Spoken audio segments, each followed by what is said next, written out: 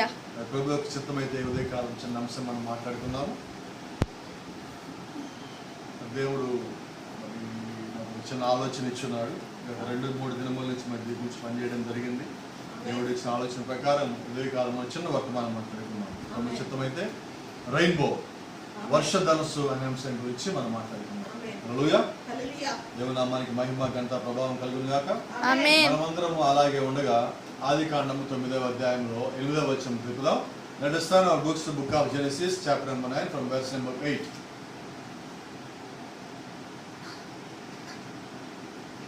మరియు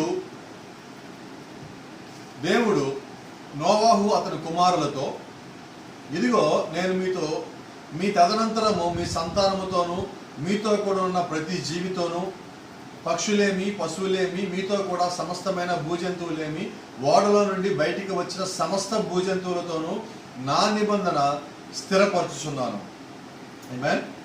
నేను మీతో నా నిబంధన స్థిరపరచుదును. సమస్త శరీరులు ప్రవాహ జలముల వలన ఇకను లయపరచబడరు. ఆమేన్.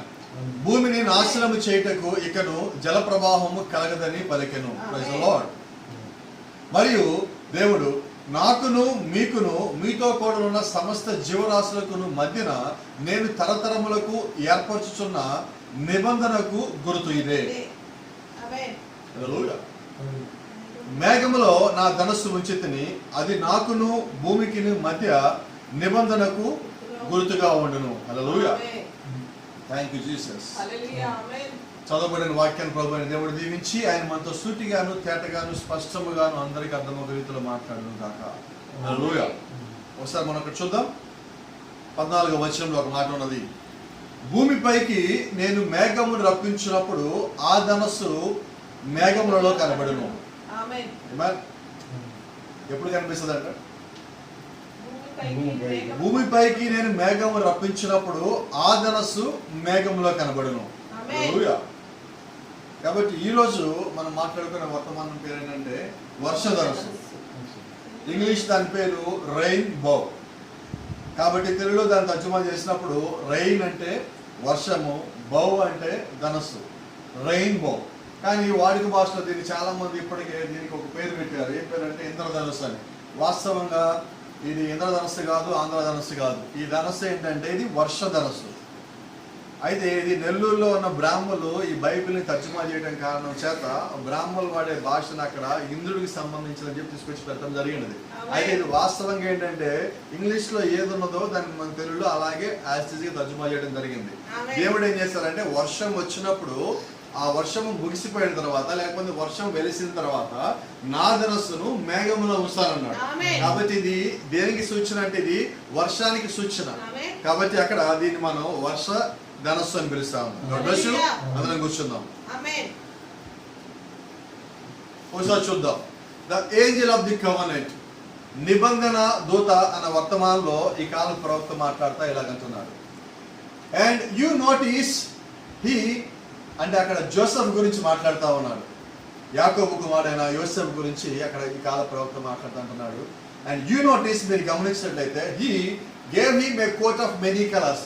దేవుడు ఏం చేశారు, యాకోబు యొక్క తండ్రి యోసెఫ్కి చాలా రకరకాల రంగులు కలిగిన ఒక కోటుని తయారు చేసి అతనికి ఇచ్చాడు గుర్తుగా. And now there is only 7 perfect colors, and those perfect colors are 7 colors that are in the rainbow, and perhaps was the rainbow a type of Christ. మరి అక్కడ పాత నిబంధనలో గారు మనం గమనించినట్లయితే యోసేపు యేసుక్రీస్తుకి సాదృశ్యంగా ఉన్నాడు. మరి ఆ కాలంలో యోసేపుకి ఆయన ఒక తండ్రి యాకోబు ఏమిచ్చాడంటే, థాంక్ యూ లార్డ్, యాకోబు ఏమిచ్చాడంటే యోసేపుకి రంగురంగులు కలిగిన పైకోటని ఇచ్చున్నాడు. అనేక రంగులు దాని మీద ఉన్నాయి. అక్కడ యోసేపు యేసుక్రీస్తుకి సాదృశ్యంగా ఉన్నాడు. మరి ఇక్కడ కొత్త నిబంధనలో ప్రభు అయిన యేసుక్రీస్తుకి ఈ రెయిన్బో సాదృశ్యంగా ఉన్నది. ఎందుకంటే ఈ రెయిన్బోలో 7 రంగులు ఉన్నాయి. జాతీయ చెల్లి ప్రవక్త చూడండి, ఓన్లీ 7 పర్ఫెక్ట్ కలర్స్. కేవలము 7 నిర్దిష్టమైన రంగులు అక్కడ ఉన్నాయి. అంటే స్పెసిఫైడ్ కలర్స్, అంటే ఏ రంగు అంటే ఆ రంగు కాదండి. నాకు వచ్చిన రంగాన్ని కాదండి. మీరు గమనించినట్లయితే దేవుడు నోవాహుతో ఓడ కట్టమన్నప్పుడు ఆయన అన్నాడు, స్పెసిఫిక్ గా నువ్వు గోఫర్ వుడ్ తోనే కట్టు, చిత్తి సారకపు మానుతోనే కట్టు అని చెప్పుకున్నాడు. అదే దేవుడు మోషేతో ఏం చెప్పుకున్నాడంటే, ఇదిగో నువ్వు తుమ్మ చెక్కతోనే కట్టు, you have to build with by shittim wood. ఆయన స్పెసిఫిక్ గా కొన్ని చెప్తా ఉన్నాడు. అలాగే ఇప్పుడు మనం చూసినట్లయితే ఈ వర్ష ధనుసులో కూడా దేవుడు మొత్తం 7 రంగులు పెట్టున్నాడు. హల్లెలూయా. 7 పరిపూర్ణమైన రంగులు దేవుడు అక్కడ పెట్టున్నాడు. ఆమేన్. ఇవి దేనికి సాదృశ్యంగా ఉన్నాయంటే ప్రభువైన యేసుక్రీస్తుకి సాదృశ్యంగా ఉన్నాయి. అయితే చూడండి, కాల ప్రవక్త అన్నాడు, what is the rainbow? A rainbow means covenant. వర్ష ధనస్సు అంటే అర్థం ఏంటంటే ఒక నిబంధన. దేవుడు దీన్ని ఎప్పుడు ఈ ధనస్సును పెడతా అన్నాడంటే, వర్షం వచ్చి వెలిసిపోయిన తర్వాత నోవాహు దినముల్లో దేవుడు నోవాహుతో మాట్లాడుతా ఒక నిబంధన చేస్తున్నాడు. Covenant. Rainbow means a covenant. God gave the rainbow sign to Noah as a covenant. ఇప్పుడు దేవుడు నోవాకి ఈ రెయిన్బో అనే దాన్ని లేకపోతే ఈ వర్షధనుస్సు అనే దాన్ని ఎలాగిచ్చారంటే ఒక నిబంధనగా వచ్చున్నాడు. And he made covenant with Jesus Christ to the world. ఆయన నోవాతో ఎలాగైతే నిబంధన భూనివాసుల నిమిత్తం చేస్తున్నాడో అలాగే యేసుక్రీస్తు ద్వారా ఆయన భూనివాసులందరూ కూడా వాగ్దానం చేస్తున్నాడు. Whosoever believeth on him shall not perish but have everlasting life.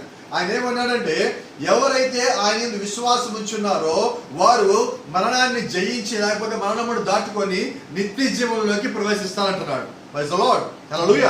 కాబట్టి గమనించండి, దేవుడు నోవాహుతో మాత్రమే నిబంధన చేసింది. నోవాహు ద్వారా ఎవరైతే ఓడలోంచి రక్షించబడి బయటకు వచ్చినారో వారందరితో దేవుడు ఇక్కడ నిబంధన చేస్తున్నాడు. అలాగే ఇక్కడ యేసుక్రీస్తు నిబంధన చేయటం కాదండి, యేసుక్రీస్తు లోపలికి ఎవరైతే వచ్చున్నారో వారందరితో దేవుడు నిబంధన చేస్తున్నాడు.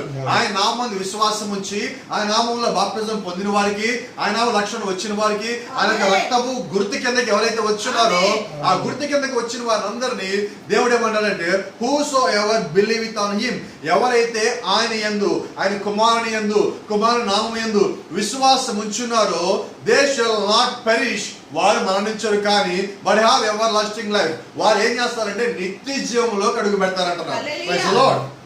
కాబట్టి గమనించండి, అక్కడ అది నిబంధన అయితే ఇక్కడ కూడా ఇది నిబంధన అయింది. ఆమేన్. చూద్దాం.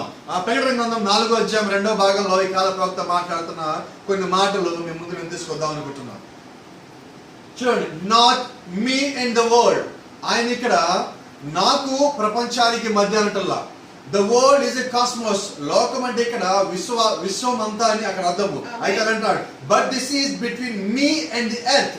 ఆయన స్పెసిఫిక్ గా చెప్తున్నాడు, ఇదిగో ఇది నాకును భూమికి మధ్యన. ఆయన ప్రపంచాన్ని లోకాలని మిగిలిన లోకాలు మొత్తం కలిపంటల్లా. ఈ నిబంధన అంటే వర్షానికి సంబంధించిన నిబంధన, వర్ష ధనుసుకు సంబంధించిన నిబంధన. ఇది ఎవరికంటే దేవుడికి కేవలం భూమికి మాత్రమే సంబంధించింది. Praise the Lord. And God said, I made that earth and so evilly enriched it. అయితే నేను ఈ భూమిని తయారు చేసింది నేనే, అయితే అది మొత్తం పాడైపోయింది. That I just turned it upside down and flasher to pieces.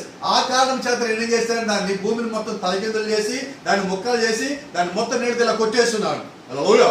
ఆయన ఎందుకని దేవుడు చేయాల్సి వచ్చింది అని అంటారు. చూడండి, ఆ పని చేసిన తర్వాత I was even sorry, it was such a horrible thing. అది దేవుడు మొత్తము భూమికి అలాగా నీళ్ళతో కొట్టేసిన తర్వాత దాని అంతా చూసి దేవుడే బాధపడి ఉన్నాడు. అయితే ఆ పాపము తీసేసే క్రమంలో ఆయన మొత్తం తీసేయడానికి దేవుడు ఆ పని చేయాల్సి వచ్చింది. కాబట్టి గమనించండి, కాల ప్రవక్త అన్నాడు, what do you think it will be when he comes in his anger now. ఒకవేళ దేవుడు అప్పుడున్న ఆ కోపంలో కానీ ఈ రోజు ఇప్పుడు కానీ వస్తే నీ సంగతి ఏంటంటాడు. ఎవరి సంగతి? Be right sinner friend. పాపి అయిన నా స్నేహితుడా, నువ్వు దాన్ని బట్టి జాగ్రత్త పడు. ఎందుకంటే ఆయన అటువంటి కోపంలో కానీ ఈ దినం వచ్చినట్లయితే నీ సంగతి ఏంటి? లోకాన్ని మొత్తం ముంచేసే కోపం దేవుడు కలిగి ఉన్నాడు. అయినప్పటికీ ఆయన శాంత స్వభావం కలిగి ఉన్నాడు. ఆయన మంచిగా ఉన్నప్పుడే ఆయన చెప్పిన మాట వింటే చాలా మంచిది, అది చాలా మేలు, చాలా శ్రేయస్కరం, నీ జీవితం బాగుంటుంది. ఆయనకు కోపం వచ్చిన తర్వాత ఆయన చెప్పేది ఇంటానికి కూడా ఉండవు. ఎందుకంటే ఆకాశం నుంచి 40 దినములు భూమి మీదకి వర్షం వచ్చి భూమి అంతా కొట్టుకుపోయింది. అది దేవుడి యొక్క ఉగ్రత. ఆయన ఒక ఉగ్రత వచ్చిందంటే అది తట్టుకోవడం కష్టం. కొన్ని వేల మంది, లక్షల మంది, కోట్ల మంది కొట్టుకొని పోతారు ఒక ఉగ్రతలో. కాబట్టి ఆయన ఉగ్రత రావడానికన్నా ముందుగానే ఆయన యొక్క ప్రవక్త చెప్పిన మాటకి నీవు నేను లోబడినట్టయితే చాలా మంచిది. ఎందుకంటే దేవుడు ఒక ఉద్దేశ నిమిత్తమే ఈ పని చేస్తున్నాడు. ఇంకా చూడండి ఆ నోవాతో దేవుడు ఏమని చెప్పున్నాడు అక్కడ. Watch, నోవాస్ composed of preliminary, నోవాస్ rainbow composed primarily of 7 colours. గమనించండి, నోవా యొక్క ఈ రెయిన్బో అది ప్రాథమికంగా 7 రంగులతో నిర్మించబడింది. నోవా చూపించిన దేవుడు వర్షధనస్సులో. Anybody knows the rainbow got 7 colours. భూమి మీద ఉన్న ప్రతి ఒక్కరికి తెలుసు. సండే స్కూల్ పిల్లవాడి దగ్గర నుంచి LKG స్కూల్కి వెళ్ళే వాడి దగ్గర నుంచి ప్రతి ఒక్కరికి ఇంద్రధనస్సు లేకపోతే వర్షధనస్సు లేకపోతే రెయిన్బోలు ఎన్ని రంగులు ఉంటాయంటే అందరూ చెప్పే మాట 7 రంగులు ఉంటాయండి. అది జాగ్రత్తగా చూడండి. Now what are the colors? Red, orange, green, blue, indigo, violet and yellow. ఈ కలర్స్ అన్ని జనరల్ గా మనం చూపించినప్పుడు మనకు కనిపిస్తూ ఉంటాయి. అయితే గమనించండి, యోహాను గ్రంథంలో యోహాను ఎలాగంటున్నాడు చూద్దాం. When he come back, an old man in his 90s. ప్రకటన గ్రంథం రాసిన యోహాను తన వయసు 90 సంవత్సరాలకు వచ్చినప్పుడు అక్కడ ఇలా రాయబడి చూడండి. ఆయన ఇలాగ అన్నాడు యోహాను సువార్తలో లేదా యోహానులో. He said, God is light. దేవుడు ఏమై ఉన్నాడు? దేవుడు వెలుగై ఉన్నాడు. కాబట్టి గమనించండి, దేవుడు ప్రారంభంలో వెలుగై ఉన్నాడు. పాత నిబంధనల ఆది కాండంలో దేవుడు వెలుగై ఉన్నాడు. కొత్త నిబంధనలు ఆయన వెలుగై ఉన్నాడు. కాబట్టి యేసుక్రీస్తు ఒక మాట అంటున్నాడు, ఇదిగో వెలుగు ఉండగానే మీ పనులన్నీ చక్కబెట్టుకోండి అంటున్నాడు. ఆయన ఇంకో మాట అన్నాడు, ఇదిగో నేను లోకములకు వెలుగై ఉన్నాను అన్నాడు. మత్తయి సువార్త 13 ఆయన ఇంకొక మాట అంటున్నాడు, మీరు వెలుగు కుమారులు అంటున్నాడు. మరి ఆయన వెలుగైతే మనమేమై ఉన్నాము? ఆయన లైట్ అయితే మనమేమై ఉన్నాము? అయితే ఆయనంత లైట్ మనం కాదు, కానీ మనం కూడా చిన్న లైట్లు. హల్లెలూయా. కాబట్టి ఆయన ఎంతైతే వెలుగు ఉన్నదో అదే వెలుగు మనం కూడా ఉండాలి. ఆయన క్రీస్తు అయి ఉంటే, మన క్రీస్తు కుమారులు కుమార్తెలు అయి ఉంటే ఆయనలో ఎటువంటి వెలుగు ఉన్నదో, ఎటువంటి లక్షణం ఉన్నాయో, ఎటువంటి రక్తం ఉన్నదో, ఎటువంటి DNA ఉన్నదో అదే నీ లోపల నా లోపల ఈ రోజు ఉండవలసిన అవసరం ఉన్నది. కాబట్టి గమనించండి, ఆయన ఎవరంటే ఈజ్ లైట్. ఇప్పుడు నీవెవరంటే యు ఆర్ ది లైట్. ఆయన అంటాడు, లోకమునకు మీరు వెలుగై ఉన్నారు, లోకమునకు మీరు ఉప్పై ఉన్నారు. కాబట్టి గమనించండి, మనం ఎంత మంచి కూర వండినా దాని లోపల ఉప్పు లేకపోతే ఇది పని చేయదు. అలాగే నువ్వు ఎంత మంచి ఇల్లు కట్టుకున్నా లోపల లైట్ లేకపోతే దానికి ఏం అందం లేదు. కాబట్టి గమనించండి, లైట్ అన్నది ప్రాముఖ్యమైనది. కూరలో ఉప్పు ఎంత ప్రాముఖ్యమైనదో ఇంట్లోనూ లేదంటే లోకంలోనూ లైట్ ఎంత ప్రాముఖ్యమైనదో అలాగే ఈ లోకంలో జీవించే వారందరికీ నిజమైన క్రైస్తవుడు అంతే ప్రాముఖ్యమై ఉన్నాడు. కాబట్టి గమనించండి, యోహాను అంటున్నాడు హీ ఈజ్ లైట్. మరి దేవుడే లైట్ అయి ఉన్నాడు. మరి ఆ లైట్ లో 7 రంగుల్ని దేవుడు మళ్ళా పెట్టున్నాడు. Praise the lord. ఒకసారి చూడండి దేవుడు అక్కడ ఎలా మాట్లాడుతున్నాడు స్పష్టంగా చూద్దాం. ఆది కాండంలో నోవాహుతో దేవుడు ఏం మాట్లాడుతున్నాడు. I do set my bow in the clouds and it shall be for a token. దేవుడు నోవాహుతో మాట్లాడుతున్నాడు. చూడండి ఈ మాట, I do set my bow in the clouds. నేను నా ధనస్సుని మేఘాల్లో పెడతా. నేను ఒక ధనస్సుని పెడతాను కాదు, నేను ధనస్సుని పెడతాను కాదు. ఆయన ఏమంటున్నాడు, I do set my bow in the clouds. అంటే ఇప్పుడు దేవుడు పెట్టిన ఆ ధనస్సు ఎవరిదంటే అది దేవుడి ధనస్సు అయి ఉన్నది. Amen. And it shall be a token. ఎందుకు నేను దానికి పెడతానంటే అది ఒక గుర్తు అయి ఉన్నది, అది ఒక ఆనవాలు అయి ఉన్నది. Token of a covenant between me and the earth. అది ఒక నిబంధనకు గుర్తు అయి ఉన్నది. అది ఎవరికంటే భూమికిను నాకును మధ్య. Listen carefully. What? Betwixt me and Noah. ఆయన ఇలాగన్నాడా? నోవాహుకును నాకు మధ్యలో అంటున్నాడా? No sir. He said betwixt me and the earth. నాకును భూమికి మధ్యలో నేను దాన్ని పెడతాను అంటున్నాడు. కాబట్టి ఈ రోజు ఎప్పుడన్నా మీరు ఆ మేఘం లేదంటే వర్షం వెలిసిపోయిన తర్వాత వర్షదర్శగా మీరు చూసినట్లయితే అది మేఘం మీద నుంచి భూమిలోకి ఎలాగ వచ్చి ఉంటుంది. హల్లెలూయా. And it shall come to pass when I bring cloud over the earth that the bow shall be seen in the cloud. ఎప్పుడైతే నేను భూమి మీదకి వర్షం తీసుకొచ్చానో లేకపోతే మేఘం తీసుకుని వచ్చున్నానో ఆ తీసుకొచ్చిన తర్వాత that the bow shall be seen in the cloud. అప్పుడు ఆ మేఘంలో నా ధనస్సు కనబడుతుంది. ఎప్పుడైతే ధనస్సు కనబడిందో దానికి అర్థం ఏంటంటే వర్షము ఇక రాదు, వర్షము ఆగిపోయిందండి. అది ఈ రోజు కూడా మనం చాలా చోట్ల చాలా సందర్భాలు మనం గమనిస్తానే ఉన్నాం, అది చూస్తానే ఉన్నాం. అయితే చూడండి, దేవుడు అంటున్నాడు, and I will remember my covenant.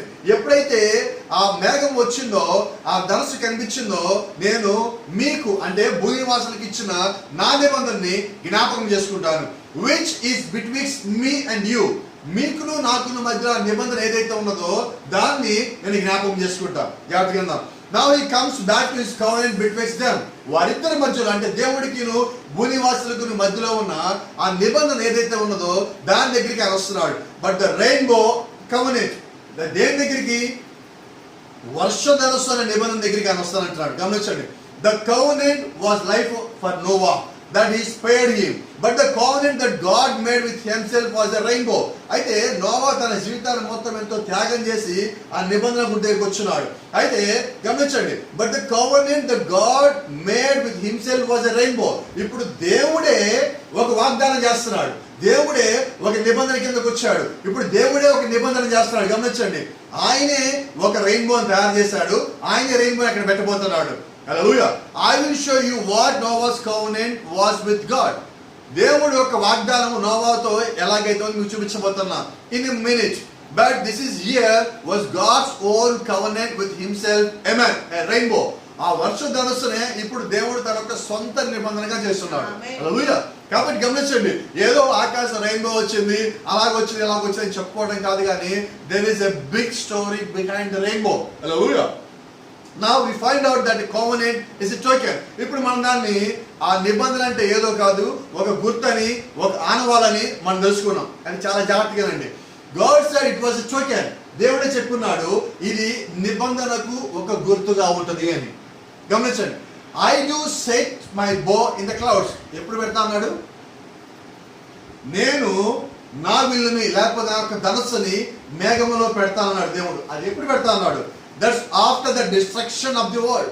లోకము మొత్తము నాశనము చేయబడిన తర్వాత, destroyed by water, నీటి చేత లోకం నాశనం చేయబడిన తర్వాత, ఆల్ ఫ్లెష్, సర్వ శరీరులు, బిసైడ్స్ నోవాహు తప్ప సర్వ శరీరులు, భూమి మీద ఉన్న వారు మొత్తము నాశనం చేయబడిన తర్వాత దేవుడు ఆ ధనుసును పెట్టున్నాడు. చాలా జాగ్రత్తగా గమనించండి, వర్షం ఆగిపోయిన తర్వాత, ఆ జలప్రళయం మొత్తం ఆగిపోయిన తర్వాత, భూమి అంతా నాశనం చేయబడిన తర్వాత ఆ వర్షాలు కనిపిస్తా ఉంటారు. Hallelujah. Thank you Lord. And it shall be for a token of a covenant between me and earth. అప్పుడు అది భూమికి నాకును మధ్య ఒక నిబంధనగా ఉంటుంది. ఎప్పుడు దేవుడు దీన్ని పెట్టారంటే, ఆయన భూమి మీద తన ఉగ్రతను మొత్తం చూపించి, ఆ ఉగ్రత జలప్రళయం లాగా చూపించి, జలప్రళయంతో భూమిని మొత్తం నాశనం చేసి, ఇంకో రకంగా మాట్లాడితే భూమికి మొత్తం ఆయన బాప్తిజం ఇచ్చున్నాడు, భూమిని మొత్తం కడుగున్నాడు, పాపాన్ని మొత్తం తీసేస్తున్నాడు. అలాగే దేవుడు మొత్తం శుభ్రపరిచిన తర్వాత ఆయన యొక్క ధనుసు మళ్ళీ చూపిస్తున్నాడు. కాబట్టి ఇప్పుడు భూమి మీద దేవుడు పాపం మొత్తం తీసేసి, పాపం లేకుండా చేసి, అప్పుడు ఆయన ధనస్సుని మేఘములు అంటే మొదటి ఆకాశము, అక్కడి నుంచి భూమి మీదకి, ఆయన మొదటి ఆకాశం నుంచి ఈ భూమి మీదకి దేవుడు ఏం చేశారంటే తన ధనస్సుని ఒక రకంగా it's a bridge between heaven and earth. ఇప్పుడు రెయిన్బో ఏంటంటే దేవుడికి మనకి మధ్యలో ఒక వారధిలాగా ఉన్నది. ఆ వారధి అంటే ఏదో కాదు కానీ అది ఒక గుర్తు అయి ఉన్నది. ఆ గుర్తు అంటే ఏదో కాదు కానీ ఈ రోజు మనం జాగ్రత్తగా గమనించినట్లయితే, మరి ప్రభువైన యేసుక్రీస్తు ఎవరంటే దేవుడికి మనకి మధ్యలో ఏ నరుడు లేడు, కానీ ప్రభువైన యేసుక్రీస్తు మాత్రమే ఉన్నాడు. కాబట్టి పరలోకంలో ఒకవేళ దేవుడు ఉన్నట్లయితే, భూమి మీద మనం ఉన్నట్లయితే, ఈ మధ్యలో ఈ రెయిన్బో ఏదో కాదు కానీ ప్రభువైన యేసుక్రీస్తు అయి ఉన్నాడు. Is a bridge between you and the winner. ఆయన గమనించండి, ఇప్పుడు ఒక రకంగా ఈ యొక్క సేవకుడు ఎవరు అయినారంటే, ఒక పాపికిను ఇటు పక్కన గెలిచిన వారికి, between sinner and winner. Your pastor is a bridge between the sinner and the winner. ఇప్పుడు నీ యొక్క సేవకుడు ఎవరై ఉన్నాడంటే, ఒక పాపి ఇక్కడ ఉన్నాడు, దేవుడేమో గెలిచిన వాడు ఇక్కడ ఉన్నాడు. ఇప్పుడు ఈ గెలిచిన వాడి దగ్గరికి వెళ్ళాలంటే దేవుడు ఒక మార్గం ఏర్పరిచాడు. ఆ మార్గం ఏంటంటే ఒక వారధి ఉన్నది. ఈ వారధి ఎవరంటే 5 రకాల పరిచర్య ఉన్నది. ఈ 5 రకాల పరిచర్యలో దేవుడు 5 రకాల వరములు కలిగిన 5 రకాల గిఫ్ట్లు కలిగిన వారిని దేవుడు సేవకులు ఏర్పరచున్నారు.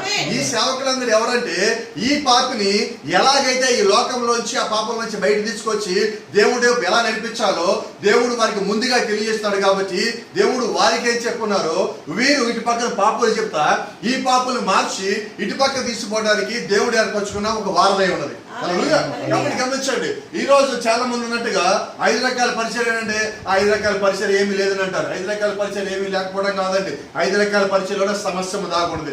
Everything was hidden in the 5-fold ministry. ప్రతి ఒక్కటి 5 రకముల పరిచయంలో దాచిపెట్టబడి ఉన్నది. ఏం దాచిపెట్టబడి ఉన్నదంటే మనం రెయిన్బో చూసినప్పుడు అక్కడ బహుశా ఒకే రంగు 2 రంగులు 3 రంగులు కనిపిస్తాయి. అయితే వాస్తవం దానిలో 7 రంగులు ఉన్నాయి. 7 రంగులు కనిపిస్తుంది. అలాగే ఇది సేవకుడే కదా, ఓ కాపురే కదా, లేదా సువార్తికుడే కదా, లేదంటే ఉపదేశకుడే కదా, అపోస్తుడే కదా, ప్రవక్త కదా అనొచ్చు. అయితే దేవుడు తన యొక్క శక్తిని, తన యొక్క ఆత్మను వారి లోపల పెట్టున్నాడు. అయితే శరీరం చూసినప్పుడు కొద్దిగా మనకు కనిపిస్తుంది, ఆత్మను చూసినప్పుడు సమస్తం కనిపిస్తుంది. కాబట్టి ఈ రోజు దేవుని యొక్క వాక్యము ప్రభు అయిన యేసుక్రీస్తే నీకును ఆయనకి మధ్యలో వారధై ఉన్నాడు. నేను ఇక్కడి నుంచి అక్కడ గెలిచిన వాడిగా చేయాలంటే, గెలిచిన వాడిని నువ్వు రూపించాలంటే, లేదంటే నిన్ను మార్చాలంటే ప్రభు అయిన యేసుక్రీస్తు ఒక మార్గం ఏర్పరచుకోవాలి. ఆయనే మార్గమై ఉన్నాడు, ఆయనే కింద దిగి వచ్చున్నాడు, నిన్ను మార్చుకున్నాడు, మళ్ళీ అక్కడ తీసుకెళ్తున్నాడు. అయితే ఈ కాలక్రమంలో దేవుడు అనేక మంది మనుషులు వాడుకుంటున్నాడు, అనేక మంది సేవకులుగా మార్చుకుంటున్నాడు. కాబట్టి గమనించండి, ఇక్కడ కొంచెం ముందుకు వెళ్ళమండి. If you notice 7 rainbows, 7 colors. I mean 7 color rainbow. గమనించండి, కొంచెం జాగ్రత్తగా చూద్దాం. It means 7 bows. అక్కడ మీరు గమనించినట్లయితే ఈ కాల ప్రవక్త అంటున్నాడు అది 7 రంగులు మాత్రమే కాదు, 7 రంగులున్న వర్షధనుస్సు మాత్రమే కాదు, కానీ దట్ మీన్స్ 7 bows. దాని అర్థము ఆయన అంటున్నాడు అది ఒక్క వర్షధనుస్సు కాదండి, 7 రంగులున్న వర్షధనుస్సు.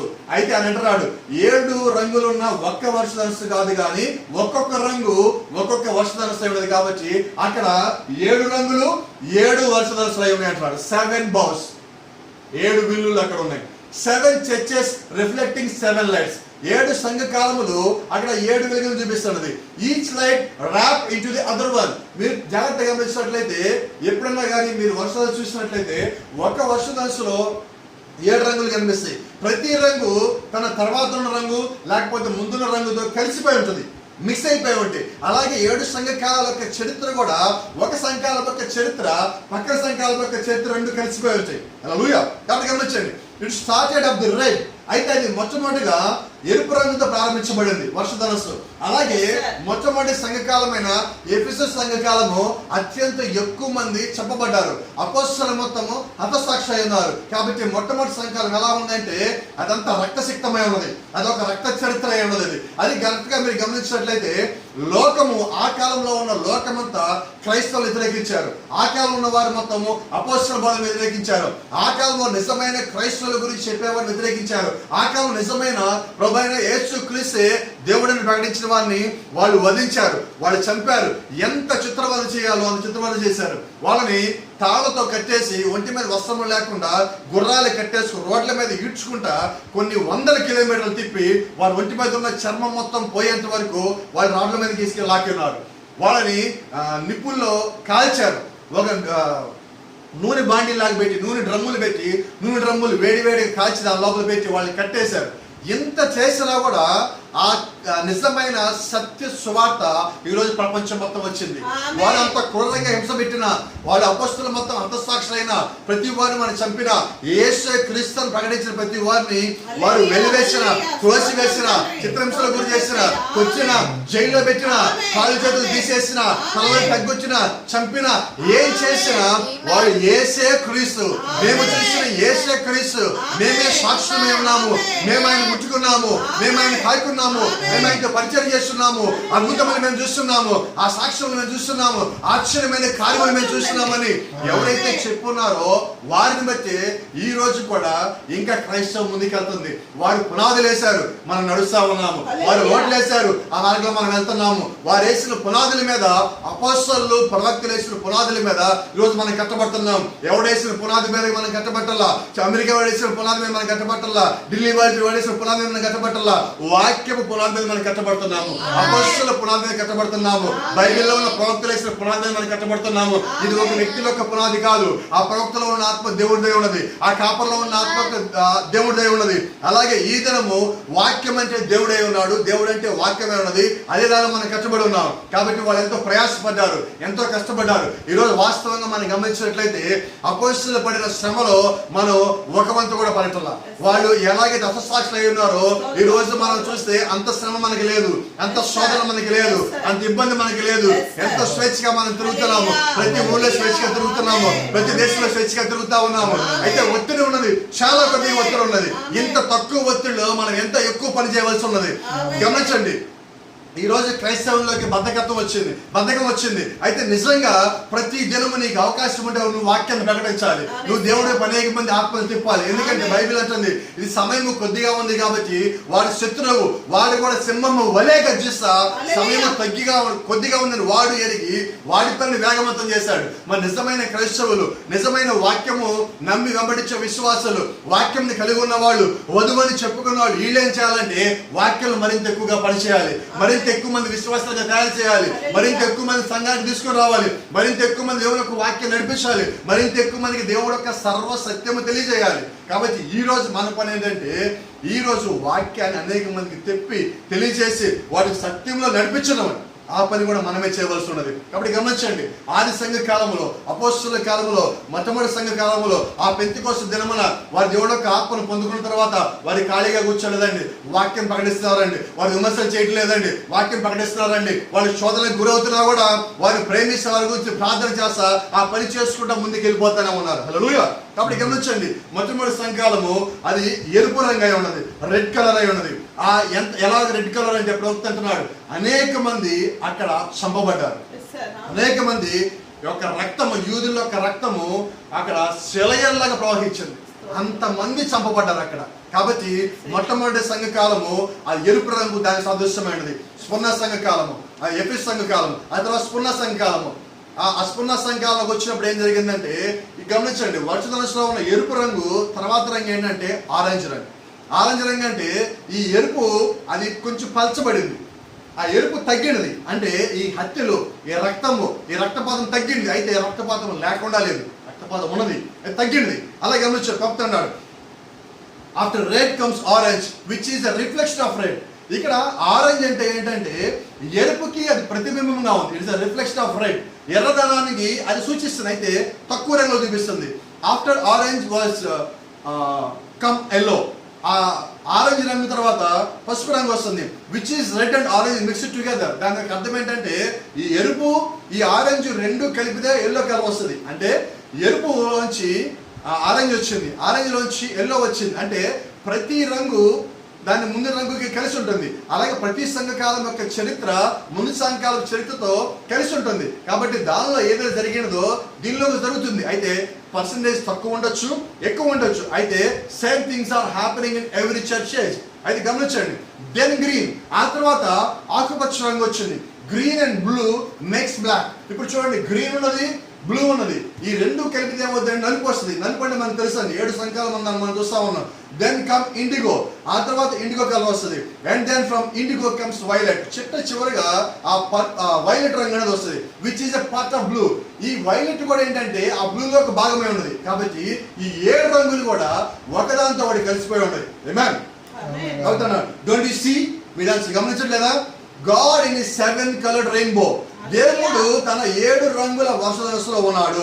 His covenant that he made. తను ఏదైతే నిబంధన చేస్తున్నాడో ఆ నిబంధన చేసిన దాంట్లో దేవుడే 7 రంగుల వర్షధనస్సుగా ఉన్నాడు. Hallelujah. A covenant that through 7 churches, the 7 colours. ఈ 7 రంగులు దేనికి సాదృశ్యంగా ఉన్నాయంటే 7 సంఘకాలకు సాదృశ్యంగా ఉన్నాయి. Praise the lord. హల్లెలూయా. ఇక్కడ గమనించాల్సింది ఏంటంటే నోవా దినముల్లో నోవాకి 7 సంఘకాలాలు ఉన్నాయని తెలియవు, నోవాకి 7 సంఘకాల పేర్లు తెలియవు, నోవాకి 7 సంఘకాల యొక్క దూతల పేర్లు తెలియవు. But God knows everything. అయితే దేవుడికి సమస్తము తెలుసండి. ఆది కాండంలో ఉండగానే దేవుడికి ప్రకటన గ్రంథం తెలుసు, ఆది కాండంలో ఉండగానే ఆది దేనానికి ప్రారంభం అందే ముగింపు తెలుసు. కాబట్టి ఆయన మనం ఏమంటామంటే he is alpha and he is omega. ఆయన ఆయనే ఆది, ఆయనే అంతము, ఆయన ప్రారంభము, ఆయన ముగింపు, సమస్తం ఆయనే ఉన్నాడు. హల్లెలూయా. కాబట్టి గమనించండి, ఈ కవెనెంట్ దట్ త్రూ 7 చర్చెస్, 7 సంఘ కాలముల ద్వారా, 7 రంగుల ద్వారా దేవుడు తనను దాన్ని మళ్ళా చూపించుకుంటున్నాడు. కాబట్టి ఇక్కడ ఆ వర్షధనస్సు అంటే ఇదేదో నోవాహు కాలం అనుకుంటున్నారు, కాదండి. It is for us. అది నోవాహుకి మాత్రమే కాదు, అది మనకి కూడా సంబంధించినది ఉన్నది. అలాగే లేఖనాలు అనేక మనం చదువుతా ఉన్నప్పుడు కొన్ని పాత నిబంధనలు చూస్తూ ఉంటాం, కొన్ని కొత్త నిబంధనలు చూస్తూ ఉంటాం. అవి ఆ కాలానికి రాసినట్టుగా ఉంటాయి. అయితే వాక్యపు లోతుల్లోకి వెళ్ళినప్పుడు, వాక్యం యొక్క జ్ఞానం మనం కలిగి ఉన్నప్పుడు, దేవుడు యొక్క ఆత్మను మనం పొందుకున్నప్పుడు, లోతుకెళ్ళి చూసినప్పుడు మనం ఏం గమనిస్తామంటే అది ఆ కాలానికి మాత్రమే కాదు, అది ఈ కాలానికి అంటే మనం జీవించే కాలానికి కూడా సంబంధించినది ఉన్నది.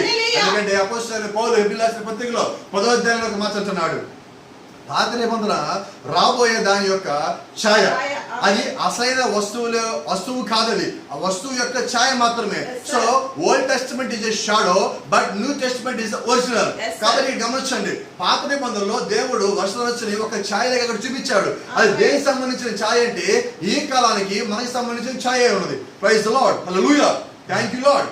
గమనించండి, వాట్ వుడ్ హీ డూ? ఆయన ఇక్కడ ఏం చేస్తున్నాడు? Remember, he made it with the earth this colour.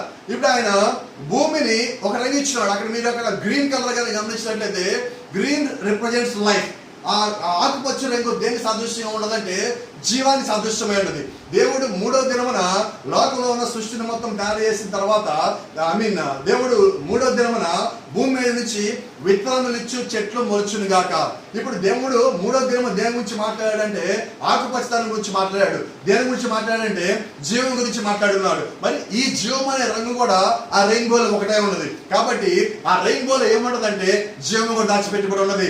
ఎరుపు అంటే రక్తం కూడా దాచిపెట్టబడి ఉన్నది. బ్లూ అంటే ప్రేమ, అది కూడా దాచిపెట్టబడి ఉన్నది. సమస్తము దాని లోపల దాచిపెట్టబడి ఉంది. హల్లెలూయా, దేవుని నామానికి మహిమ కలుగును గాక. But now watch, the rainbow only horizontally just covers in above 1/2 the earth. అయితే మీరు చాలా జాగ్రత్తగా గమనించినట్లయితే ఈ వర్షధనస్సులో సగభాగం మాత్రం మనకు కనిపిస్తుంది. We can see only half of this rainbow. Is that right? The rainbow only horizontally, అది ఇలా కనిపిస్తుంది, మనకు అడ్డంగా కనిపిస్తుంది. అక్కడి నుంచి మేఘం నుంచి భూమి మీద వరకు జస్ట్ కవర్స్ ఇన్ ఎ బో. అది ఇంతవరకే అలా మనకి చూపిస్తున్నది. Amen. That's all Nova rainbow color, just cover just half the earth. అది భూమి మీద సగభాగం మాత్రమే వస్తున్నది, సగభాగం మనకి కనిపిస్తుంది. It was in a arc. అది ఎలాగంటే ఒక అర్ధవృత్తంలో ఇలా కనిపిస్తుంది, మనకి పూర్తిగా కనిపించలేదు. That's all you can see. అది మాత్రమే కేవలం మీరు చూడగలరు. అంటే పూర్తి రెయిన్బోని ఎవరు చూడలేరు. మనం ఎంత చూసామంటే మేఘాల నుంచి కిందకి, మేఘాల నుంచి భూమి మీదకి, అంటే ఈ సగం చూస్తున్నాం కానీ మిగిలిన ఈ సగం కనవచ్చులా. అక్కడ దాని గురించి ప్రవక్త మాట్లాడతారు. But when John saw him in his emerald colour, అయితే పరలోకంలోకి యోహాను పైకి కొనుగోబడిన తర్వాత అక్కడ యోహాను దేవుడు చూస్తున్నాడు. అక్కడ దేవుడు చూడండి, ఈ surrounded in the whole throne of God. అక్కడ మీరు జాగ్రత్త గమనించినట్లయితే దేవుడి చుట్టూ నా వర్షధనస్సు దేవుడి చుట్టూ బైబిల్ చెప్తా ఉంది, ఆ సింహాసనము చుట్టూ వర్షధనస్సు ఆవరించముండును. The half has never yet been told. అక్కడ సగమే ఉండదని రాయబడలేదండి. భూమి మీద మనం సగమే మనం చూస్తున్నాం. అయితే పరలోకంలోకి వెళ్ళిన యోహాను 4వ అధ్యాయంలో దేవుడు చూసినప్పుడు ఆయన అంటున్నాడు, he surrounded the whole throne of God. It surrounded, అది ఆయన సింహాసనం చుట్టూ ఆవరించి ఉండెను. హల్లెలూయా. The earth just makes an arc. భూమి మీద కేవలం సగభాగం కనిపిస్తుంది. It's just half of it. అది పైన ఉండే ఆ పరిపూర్ణమైన ఏదైతే వర్షధనస్సు ఉందో ఆ వర్షధనస్సులో సగభాగం మాత్రమే కింద కనిపిస్తుంది. That's the church ages. అది 7 సంఘ కాలాలు. భూమి మీద సగభాగం ఉన్నది 7 సంఘ కాలాలు. అయితే 7 సంఘ కాలాలు అయిపోయిన తర్వాత పైన పరిపూర్ణంగా ఉన్నది. హల్లెలూయా, గ్లోరీ. చూడండి, one color, one God, overall, through all, and in all, but there is 7 churches. ఒక్కడే దేవుడు, ఒకటే రంగు. పైన అక్కడ వర్షధనస్సు మొత్తం రంగు ఒకే రంగుగా కనిపిస్తున్నది. ఒక మహిమకరమైన తేజమయమైన రంగాలు కనిపిస్తుంది. త్రూ ఆల్, అన్ని కాలాలు గుండా, ఈ 7 సంఖ్యల గుండా దేవుడు ఆయనకు వచ్చిన తర్వాత ఆయన ఒక్కడిగా ఉన్నాడు. అయితే the 7 spirits of God are in the 7 fruits of the spirit that would reflect back in his people. గమనించండి, దేవుడు యొక్క 7 ఆత్మలు ఆ 7 రకముల యొక్క ఫలం, ఆత్మ యొక్క 7 రకమైన ఫలములు అవన్నీ ఆయన యొక్క ప్రజల్లో తిరిగి ప్రతిబింబిస్తుంది.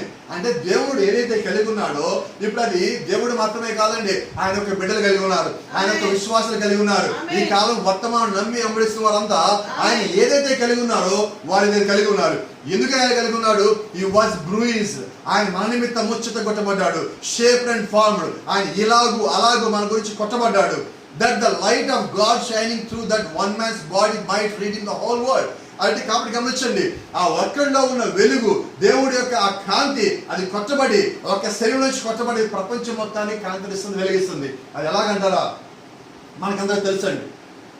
ఆఫ్రికా దేశంలో మనం వెళ్ళినట్లయితే ఆఫ్రికా దేశంలో దేనికి ఫేమస్ అంటే అది బంగారానికి, వజ్రాలకి ఫేమస్, డైమండ్స్. అయితే అక్కడ డైమండ్ దొరికినప్పుడు మీరు ఎప్పుడైనా డైమండ్ పట్టుకొని చూసినప్పుడు మీ ఎదురుగా డైమండ్ పెట్టినా కూడా, మీరు డైమండ్ మీ చేతిలో పెట్టినా కానీ ఇది డైమండ్ అంటే మీరు నమ్మరు. ఎలాగంటే నేను కూడా ఉగాండా దేశం వెళ్ళినప్పుడు అక్కడ లీబాలి అనే ఒక ప్రాంతానికి వెళ్ళినప్పుడు అక్కడ ఈ గుహలు ఇవన్నీ ఉన్నాయి, కొండల ప్రాంతాలు ఉన్నాయి. ఆ కొండ ప్రాంతానికి వెళ్ళినప్పుడు అక్కడ నడుస్తా ఉన్నా, అక్కడ ఒక పాస్టర్ గారు ఉన్నారు, విక్లీఫ్ గారు ఒక పాస్టర్ గారు, ఆయన ఆ ప్రాంతాన్ని ఇన్వైట్ చేస్తున్నారు. ఆ ప్రాంతానికి వెళ్ళినప్పుడు ఆయన ఏం చెప్పాడంటే, సహోదరుడా మనం ఇక్కడ కొంచెం బంగారు గనుల్లోంచి వెళ్తామన్నాడు. బంగారం గనుల నుంచి దాటి వెళ్ళాలి మనం అన్నాడు. మనం బంగారము 1/2 గ్రాము, 1/4 గ్రాము, 2 గ్రాములు, 3 గ్రాములు బంగారు గోల్డ్ షాపులు మనం చుట్టూ మీద తప్పితే ఒరిజినల్గా మనం ఎప్పుడు గోల్డ్ చూస్తుండాల. సరే వెళ్దాం కదా అని చెప్పి వెళ్తున్నాం. అక్కడ ఒకసారి పోలీస్ చెక్ పోస్ట్ ఉన్నది, చెక్ పోస్ట్ దాటాము, కొంచెం ముందుకు అడిగేసాము, ఇంకా ముందుకు వెళ్తున్నాం. అక్కడ అన్ని చాలా షాపులు ఉన్నాయి, టెంట్లేసి ఉన్నాయి. అక్కడ రాళ్ళని పడగొట్టి ఏదో చేస్తా ఉన్నారు. ఒక రాళ్ళ గుట్ట దగ్గరలో ఉన్నది. నేనేం చేస్తాను, నాకు షాప్లన్నీ కనిపిస్తే నేను ఫోటో తీసుకోవచ్చా అన్నా. పోలీసుని అడిగా, ఫోటో తీసుకొచ్చి పర్వాలేదు అన్నాడు. నువ్వు ఎవరని అడిగాడు. ఇలా నేను ఇండియా నుంచి వచ్చాను, పాస్టర్ సోన్స్, ఫోటో తీసుకోవచ్చా అన్నా. పర్లేదు తీసుకోన్నాను. నేను ఆ రాళ్ళ గుట్ట ఉన్నది, ఆ పక్కన ఒక అతను కూర్చొని పెద్ద పెద్ద రాళ్ళని ముక్కలు చేసి ఆ గుట్టలోకి నాకు వేస్తున్నాడు. సరే రాళ్ళ గుట్ట ఎక్కితే నాకు మొత్తం కింద లోయలాగా ఉండదు, మొత్తం అదంతా బాగా కనిపిస్తాయి కదా అని చెప్పి ఆ రాళ్ళ గుట్ట పైన నుంచి ఫోటోలు తీస్తున్నాను. నన్ను పిలిచి నీ పాస్టర్ గారు నవ్వుతా ఉన్నాడు. నేను అడిగాను, పాస్టర్ గారు ఎక్కడ నాకు గోల్డ్ కనిపించట్లేదు, ఎక్కడైనా గోల్డ్ కనిపించి చెప్పండి, నేను ఫోటో తీసుకుంటానంటే ఆయన నవ్వుతా ఒక మాట అన్నాడు, సహోదరుడా నువ్వు నుంచో రాళ్ళ గుట్టంతా బంగారమే అన్నాడు. అవన్నీ బంగారపు రాళ్ళు అన్నాడు. ఇదేంటిది? అవి చూస్తే మామూలు రాళ్ళుగానే ఉన్నాయి. నా చేత తీసుకొచ్చి ఒక రాయి పెట్టాడు. ఈ రాయిలో చిన్న తీగలా కనిపిస్తుంది, చూడని చెప్పి చూపించాడు. లైట్గా ఉంది, గోల్డ్ తీగలా కనిపిస్తుంది. ఆ రాయిని మొత్తం పగలగొట్టి దాన్ని ఒక రకమైన ద్రావకంలో వేసి అది కొంతసేపు వచ్చిన తర్వాత ఆ మట్టి మొత్తము కిందకి దిగిపోయి బంగారం మాత్రం పైకి రాదు వెళ్తాం. అది మొత్తం ఒక 2-3 రోజుల ప్రక్రియ. అయితే రాయి ఉన్నది. ఆ రాయి చూసినప్పుడు మన గుంటూరులో రోడ్లు వేయడానికి వేసినప్పుడు రాళ్ళు పోసినప్పుడు ఆ రాళ్ళు ఎలాగ ఉన్నాయో అక్కడ రాళ్ళు అలాగే ఉన్నాయి. కాబట్టి బంగారము చూడగానే తెలియదు. అయితే థ్యాంక్ యూ లార్డ్. అయితే నిజంగా బంగారం పని చేసేవాడికి, ఆ బంగారం తెలిసిన వాడికి ఆ రాయిలో బంగారం ఉందని తెలుస్తుంది. అలాగే ఒక క్రైస్తవుడు చూసినప్పుడు మిగిలిన వాడికి ఇదేంటి ఇలా ఉన్నారనుకుంటారు. అయితే అది ఆ క్రైస్తవుడికి తెలిసిన వాడికి వాడిని చూసినప్పుడు అప్పుడు అర్థమవుతుంది. అలాగే ఈ రోజు వర్తమానం చూడగానే ఇదేంటి వర్తమానం అంటున్నాడు, ఇలాగుంటున్నాడు, బంగారం పెట్టుకోడు, సినిమాలకి వెళ్ళడు, షికారులు పోడు, లోకంతో పాటు తిరగరు, మందు తాగుడు, ఇలాగుండి అలాగుండి చెప్పుకుంటున్నారు. అయితే వాళ్ళకి అర్థం కాదు. వాక్యము కలిగి ఉన్న వాళ్ళు వాళ్ళని చూసినప్పుడు ఈ వర్తమానం అంటే ఆ రాయిలో దాగున్న ఒక బంగారపు తీగని అర్థమవుతుంది. కాబట్టి ఆ రోజు వాళ్ళు నాకు దాన్ని చూపించున్నారు. అప్పుడు నేను గ్రహించున్నాను. ఇదంతా ఎందుకని చెప్తున్నానంటే వజ్రములు కూడా మీ ముందు పడేసినా కానీ అది వజ్రం అని మీకు తెలియదు. అది ఒక ముడి వజ్రము. అయితే ఒక వజ్రము అది ఎప్పుడు రైటింగ్ లోకి వస్తుంటే ఆ వజ్రము తీసుకొచ్చి దాన్ని ఒక మిషన్ కింద పెట్టి ఇంకొక వజ్రంతో దాన్ని కోసినప్పుడు దాని భాగాలు మొత్తం చెక్కాలి. అది చెక్కుతా ఉన్నప్పుడు దాని మీద లైట్ పడ్డప్పుడు అప్పుడు షైనింగ్ వస్తుంది. అంటే వజ్రము చెక్కబడాలి, అంటే అది కొట్టబడాలి, అంటే అది ఒత్తిడికి గురవ్వాలి. అలాగే ప్రభువైన యేసుక్రీస్తు లోకంలో వజ్రమై ఉన్నాడు. ఆయన ప్రపంచానికి వజ్రమై ఉన్నాడు. ప్రభువైన యేసుక్రీస్తును దేవుడు శిలువ మీద కూర్చున్నాడు. ఆయన గాయాలు చేస్తున్నాడు. అది ఎన్ని గాయాలైతే అయినాయో ఆయన అంత వెలుగు లోకంకి ఇచ్చున్నాడు. ఒక వజ్రము కొట్టబడినప్పుడు ఎలాగైతే శ్రేష్టమైన వజ్రంగా మారుతుందో, ఒక వజ్రము చెక్కబడినప్పుడు ఆ వజ్రం ఒక విలువ ఎలాగైతే పెరుగుతుందో, అలాగే ప్రభువైన యేసుక్రీస్తు భూమి మీదకి వచ్చిన తర్వాత, ఆయన కొట్టబడిన తర్వాత, ఆ రక్తం చిమ్మబడిన తర్వాత ఆయన ప్రపంచం మొత్తం దేవుడిగా తెలుస్తున్నాడు. హల్లెలూయా, థాంక్యూ లార్డ్. కాబట్టి గమనించండి, he was bruised, shaped and formed that the light of God shining through that one man's body might redeem the whole world. ఆ ఒక్కడి శరీరంలో ఉన్న ఆ వెలుగు బయటకు వచ్చిన తర్వాత, కొట్టబడిన తర్వాత ప్రపంచంలో ఉన్న వాళ్ళందరికీ అది విడుదలని విమోచన ఇచ్చింది. హల్లెలూయా. కాబట్టి ఆయన ఇలాగంటే చూడండి, I will be lifted up from the earth. ఆయన అంటున్నాడు, ఎదుగు నేను భూమి నుండి పైకి ఎత్తబడినప్పుడు I will draw all men unto me, నేను ప్రతి ఒక్కరిని నా దగ్గరికి నేను తీసుకోగలుగుతాను అంటున్నాడు. ముందు నేను పైకి ఎత్తబడాలా, ఆ తర్వాత మీరు నా దగ్గర రావాలా. అంటే ఆయన మొట్టమొదటిగా పైకి ఎత్తబడాలి. హల్లెలూయా.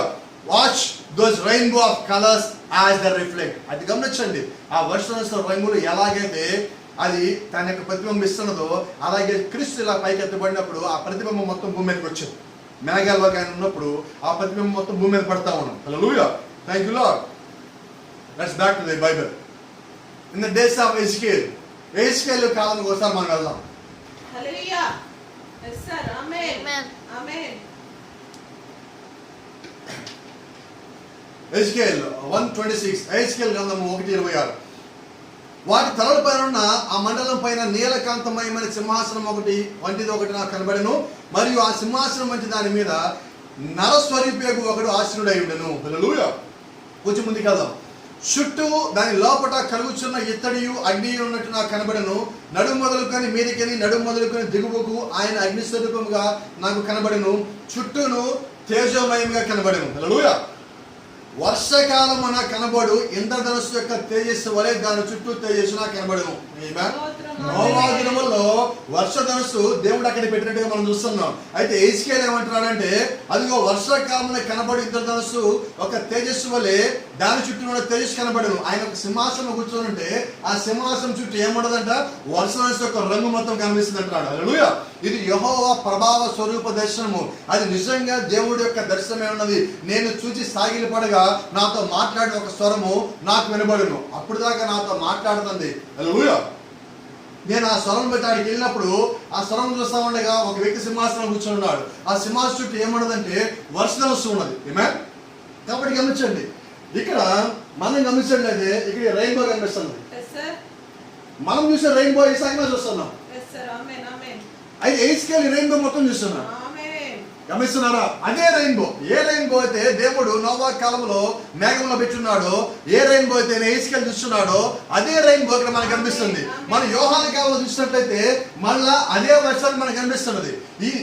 క్షమించండి, యోహాను కాలంలో యోహాను పరలోకంలో 4 అధ్యాయాల పైకి వెళ్ళినప్పుడు అక్కడ నోవా ఏం చూస్తారంటే మళ్ళీ అదే రెయిన్బోని. ఎజికేల్ ఏ రెయిన్బో చూస్తున్నాడో అదే రెయిన్బోని ఇక్కడ యోహాను చూస్తున్నాడు. హల్లెలూయా. Thank you Lord. చూద్దాం. ఈ సంగతి జరిగిన తర్వాత నేను చూడగా, ఏ సంగతులు? 7 సంఘ కాలములు జరిగిపోయిన తర్వాత అదిగో పరలోకమందు ఒక తలుపు తెరవబడి ఉండెను, మరియు నేను మొదటి విన్న స్వరము బోర్ధన వలె నాతో మాట్లాడిగా వింటిని. ఆ మాట్లాడిన వాడు, ఇక్కడికి ఎక్కిరమ్ము, ఇక మీదట జరగవలసిన వాటిని నీకు కనపరచదను. అయితే జాతకం వచ్చింది in the book of Revelation chapter 4 verse 1, 4వ అధ్యాయం ప్రకటన గ్రంథము 1వ వచనం అంటున్నాడు, ఈ సంగతులు అంటే 3వ అధ్యాయం చివరితో 7 సంఘకాలంలో అయిపోయినాయి. 7 సంఘకాలం అయిపోయిన తర్వాత ఇప్పుడు మళ్ళా దేవుడు ఎక్కడ ఉన్నాడంటే 7 సంఘకాలం అయిపోయిన తర్వాత ప్రకటన గ్రంథం రాసి యోహాను అటుపక్కన ఇటు పక్కన చూస్తాను. ప్రభు నువ్వు ఎక్కడ ఉన్నావంటే ఇందులో పైనుంచి ఒక స్వరం వినబడింది, యోహాను ఇక్కడ ఎక్కిరమ్మన్నాడు. 7 సంఘకాలంలో 7 దీపస్తంభాల మధ్య నడుస్తా యోహానుతో మాట్లాడిన దేవుడు 7 సంఘకాలు అయిపోయిన తర్వాత దేవుడు పైకి వెళ్ళిపోయి ఉన్నాడు. నోవా ఇక్కడ యోహాను కింద ఉన్నాడు, ఈ యోహాను ఇక్కడే ఉన్నాడు, దేవుడు మాత్రం పైకి వెళ్ళి ఉన్నాడు. అయితే పైకి వెళ్ళిన దేవుడు యోహాను ఇంకా చూడటం గమనించి యోహాను పైకి ఎక్కిరన్నాడు. ఇప్పుడు యోహాను పైకి చూసినప్పుడు అక్కడ ఒక తలుపు తెరవబడి ఉన్నాడు. ఆమేన్. వెంటనే నేను ఆత్మవశుడనైతిని, అదిగో పరలోకమందు ఒక సింహాసనం వేయబడి ఉండను, సింహాసనం మందు ఒకడు ఆసీనుడై ఉండను. పరలోకంలో నేను ఆత్మవశుడై ఇక్కడి నుంచి అలాగే పైకి వెళ్ళిపోయా. అక్కడ నేను చూస్తే ఒక సింహాసనం ఉన్నది. సింహాసనంలో ఒక ఆయన కూర్చున్న ఆయన ఎలా ఉన్నాడంటే, ఆసీనుడైన వాడు దృష్టికి సూర్యకాంత పద్మరాగం పోలిన వాడు, మరకతం వలె ప్రకాశించు ఇంద్రధనుస్సు సింహాసనం ఆవరించిండును.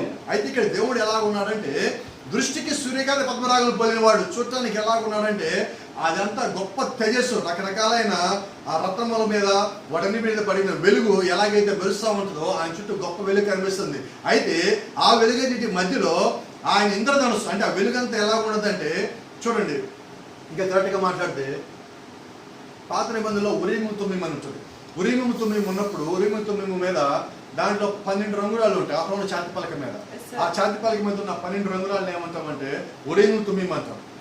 దాని మీద వెలుగు పడినప్పుడు ఆ వెలుగు ఒక్కొక్క రంగురాయి మీద పడినప్పుడు ఒక్కొక్క రంగురాయి నుంచి వెలుగు బయటకు వచ్చినప్పుడు వెలుగులు మొత్తం కలిసినప్పుడు ఆ వెలుగు వర్షాంశ వెలుగులోకి వస్తుంది. కాబట్టి ఇక్కడ గమనించండి, అటువంటి వెలుగు ఇక్కడ కనిపిస్తుంది. సూర్యకాంతము, పద్మరాగములు, వీటన్నిటి మరకతం, వాటన్నిటి మీద ఒన్నింటి నుంచి ఒకేసారి వచ్చిన వెలుగు ఎలాగైతే ఉంటుందో ఆ వెలుగు వర్షాంశ వెలుగు. మరి ఆ వెలుగు సింహాసనం చుట్టూ ఆవరించి ఉంది అంటున్నాడు ఆయన.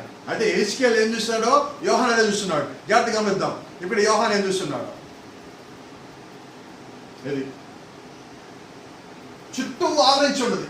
అంటే యోహాను ఇక్కడ ఏం చూస్తాడంటే ఏ ఫుల్ రౌండ్ రెయిన్బో. ఈ సాయి ఫుల్ రెయిన్బో. ఇది హాఫ్ కాదండి, ఇది ఫుల్ రెయిన్బో. అంటే ఎహెజ్కేలు కాలంలో జరగబోయే దాన్ని ఎహెజ్కేలు చూస్తున్నాడు, యోహాను కాలం జరగబోయే చూస్తున్నాడు. అయితే గమనించండి, ఇక్కడ యోహాను ఎవరంటే John is the type of the bride. యోహాను వధువుకి సాదృశ్యమై ఉన్నాడు. కాబట్టి ఇప్పుడు ఈ పరిపూర్ణమైన వృత్తాకారంలో ఉన్న వర్షధనుస్సును ఎవరు చూడగలరంటే మళ్ళా వధువు మాత్రమే చూడగలరు. ప్రభువైన యేసుక్రీస్తులో ఎవరైతే భాగమై ఉన్నారో, ఎవరైతే ఎత్తబడతారో, ఎవరైతే పరలోకముకి వెళ్ళి ఆయన చూస్తారో వారు మళ్ళా ఈ పరిపూర్ణమైన దర్శనముని అంటే యెహోవా యొక్క ప్రభావ దర్శనాన్ని ఎవరు చూడగలరంటే ఈ వధువులో ఉండి పైకి వెళ్ళిన వాళ్ళు మాత్రమే చూడగలరు. కాబట్టి ఇది గమనించండి, యోహాను ఏం చూస్తున్నాడంటే పరిపూర్ణమైన వృత్తాకారంలో ఉన్న వర్షధనుస్సును చూస్తున్నాడు. కొంచెం ముందుకు వెళ్దాం. మళ్ళీ అదే ప్రకటన గ్రంథంలో ఇదే యోహాను రాసిన ప్రకటన గ్రంథం 10వ అధ్యాయంలో ఇలా చూడండి. బలిష్ఠుడైన వేరొక దూత పరలోకం నుండి దిగివచ్చుడు చూచితిని. ఆయన మేఘమును ధరించుకుని ఉండెను. ఆయన శిరస్సు మీద ఇంద్రధనుస్సు లేకపోతే వర్షధనుస్సు ఉండెను. గమనిస్తున్నారా? చాలా జాగ్రత్తగా గమనించినట్లయితే ఆయన ముఖము సూర్యబింబములను, ఆయన పాదములు అగ్నిస్తంభంలో ఉండను. అక్కడ ఎహెజ్కేలు ఏమన్నాడంటే నడుము మొదలుకొని పై వరకు అగ్నిగాను, నడుము మొదలుకొని దిగు అగ్నిగా ఉన్నాడు. ఇక్కడ ఈయనేమంటున్నాడు? ఆయన ముఖము సూర్యబింబములను, ఆయన పాదములు అగ్నిస్తంభములను. ఈయన పాదములంతా మండుచిన అగ్ని వలె ఉన్నాయి, ఆయన శిరస్సు అగ్నిగోళం వలె ఉన్నది. అంటే ఎహెజ్కేలు ఏం చూశాడు? యోహాను చూశాడు. మళ్ళీ ఇక్కడ ఎహెజ్కేలు అంటున్నాడు అక్కడ పరలోకంలో ఉన్న ఆయన చూసినప్పుడు ఆయన చుట్టూ వర్షధనుస్సు ఉండదు అంటున్నాడు. ఇక్కడ ఈయనేమంటున్నాడు? బలిష్ఠుడైన వేరొక దూత పరలోకం దిగి వచ్చి చూచితిని, ఆయన మేఘమును ధరించుకుని ఉండను. ఈయన మేఘం ధరించుకుని ఉన్నాడు. అయితే గమనించండి, ఆయన శిరస్సు మీద వర్షధనుస్సు ఉండను. ఆయన శిరస్సు చుట్టూ ఏమున్నది? వర్షధనుస్సు ఉన్నది. హల్లెలూయా. అయితే ఇక్కడ గమనించాల్సిన అంశం ఒకటి ఉన్నది. మనం కొంచెం వాక్య భాగంలోకి వెళ్ళినట్లయితే ఇక్కడ ఒక చిన్న మాట మీకు చెప్పాలనుకుంటున్నాను.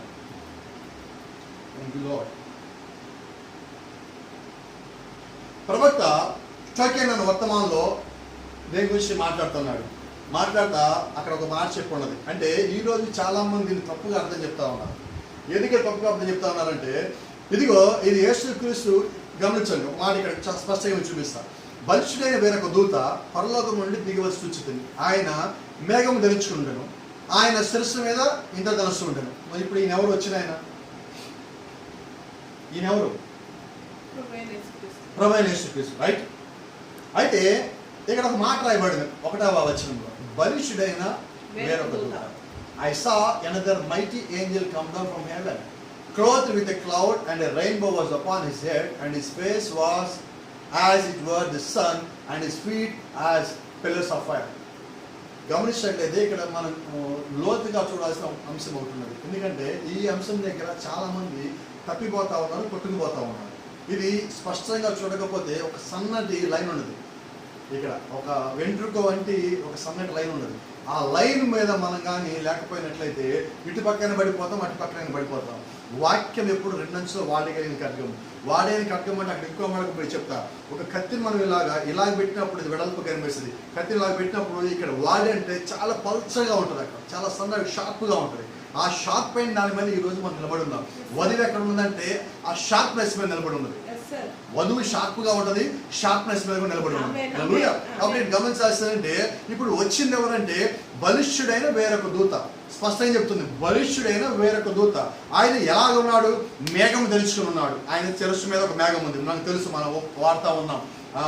యేసుక్రీస్తు శిరస్సు చుట్టూ ఉన్న మేఘము ఆ అరంగుల్లో వచ్చిన దాని గురించి మనం చెప్తా ఉన్నాం.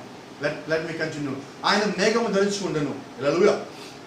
ఆయన శిరస్సు మీద వర్షధనుస్సు ఉండెను. ఆయన శిరస్సు చుట్టూ ఏముండదంటే ఈ మేఘం చుట్టూతా వర్షధనుస్సు కూడా ఉండదు. కాబట్టి ఇప్పుడు వచ్చిన వారు ఎవరంటే చిన్న క్లాస్ వాడిని, సండే స్కూల్ వాడిని అడిగినా, చిన్న పిల్లడికి వాక్యం చెప్పించి అడిగినా, ఇప్పటి వరకు మనం చెప్పుకున్నాం నోవాహు కాలంలో ఉన్న వర్షధనుస్సు గురించి, ఏస్కాల కాలంలో ఉన్న వర్షధనుస్సు గురించి, ప్రకటన 4లో ఉన్న వర్షధనుస్సు గురించి, ఇక్కడ కనిపించే వర్షధనుస్సు గురించి చెప్పుకున్నప్పుడు ఎవరైనా కానీ ఈ వ్యక్తి ఎవరంటే ఆటోమేటికల్ ఏమంటారంటే ప్రభు అయిన యేసుక్రీస్తే అంటారు. ఎస్ సార్, అది నిజమే, నేను కూడా చెప్తున్నాను ఆయన ప్రభు అయిన యేసుక్రీస్తే. అయితే చాలా మంది దీనికి కొంత వాళ్ళ సొంత జ్ఞానాన్ని అన్వయించున్నారు. వాళ్ళ సొంత జ్ఞానం is their own revelation. They added some of their own revelation, but it's not the revelation of God and it's not the revelation of prophet. Yes, sir. అది ప్రవక్త యొక్క జ్ఞానము కాదు, వాక్యం యొక్క జ్ఞానము కాదు, but it's of own their knowledge. అది వారి యొక్క సొంత జ్ఞానం మాత్రమే. మరి నా భాషలో మాట్లాడితే అది అధిక ప్రత్యక్షత, అది ప్రత్యక్షత కాదండి, అధిక ప్రత్యక్షత. వాక్యముల కన్నా మించిన ప్రత్యక్షత నువ్వు కలిగి ఉండకూడదు, వాక్యంలో ఉన్నదాన్ని మాత్రం నువ్వు కలిగి ఉండాలి. అయితే గమనించండి, 1963 నవంబర్ 28వ తారీఖు సాయంకాలం ప్రవక్త టోకెన్ ఒక ఆనవాలు అన్న వర్తమానం ఆయన మాట్లాడితే ఇలాగంటున్నాడు. Somebody said not long ago, కొద్ది కాలం క్రితము నాతో ఎవరో ఇలాగన్నారు, brother Branham you scare the people saying that, నువ్వు కొన్ని మాటలు చెప్పి నువ్వు ప్రజల్ని భయపెడుతున్నావు అని చెప్పి ఒక వ్యక్తి అన్నాడు. ఏమన్నాడు చూడండి ఆయన, saying that the coming of the lord is so near. ఇదిగో ప్రభు అయిన దేవుడి యొక్క రాకడ, ప్రభు రాకడ చాలా దగ్గరలో ఉందని చెప్పి నువ్వు ప్రజల్ని నువ్వు భయపడుతున్నావు అని చెప్పి ఆయన ప్రవక్తను ఒక ప్రశ్న అడుగున్నాడు. గమనించండి, కొంచెం ముందుకెళ్ళండి. And I said they should not be worried about that. ఏంటారా, they should not be worried about that.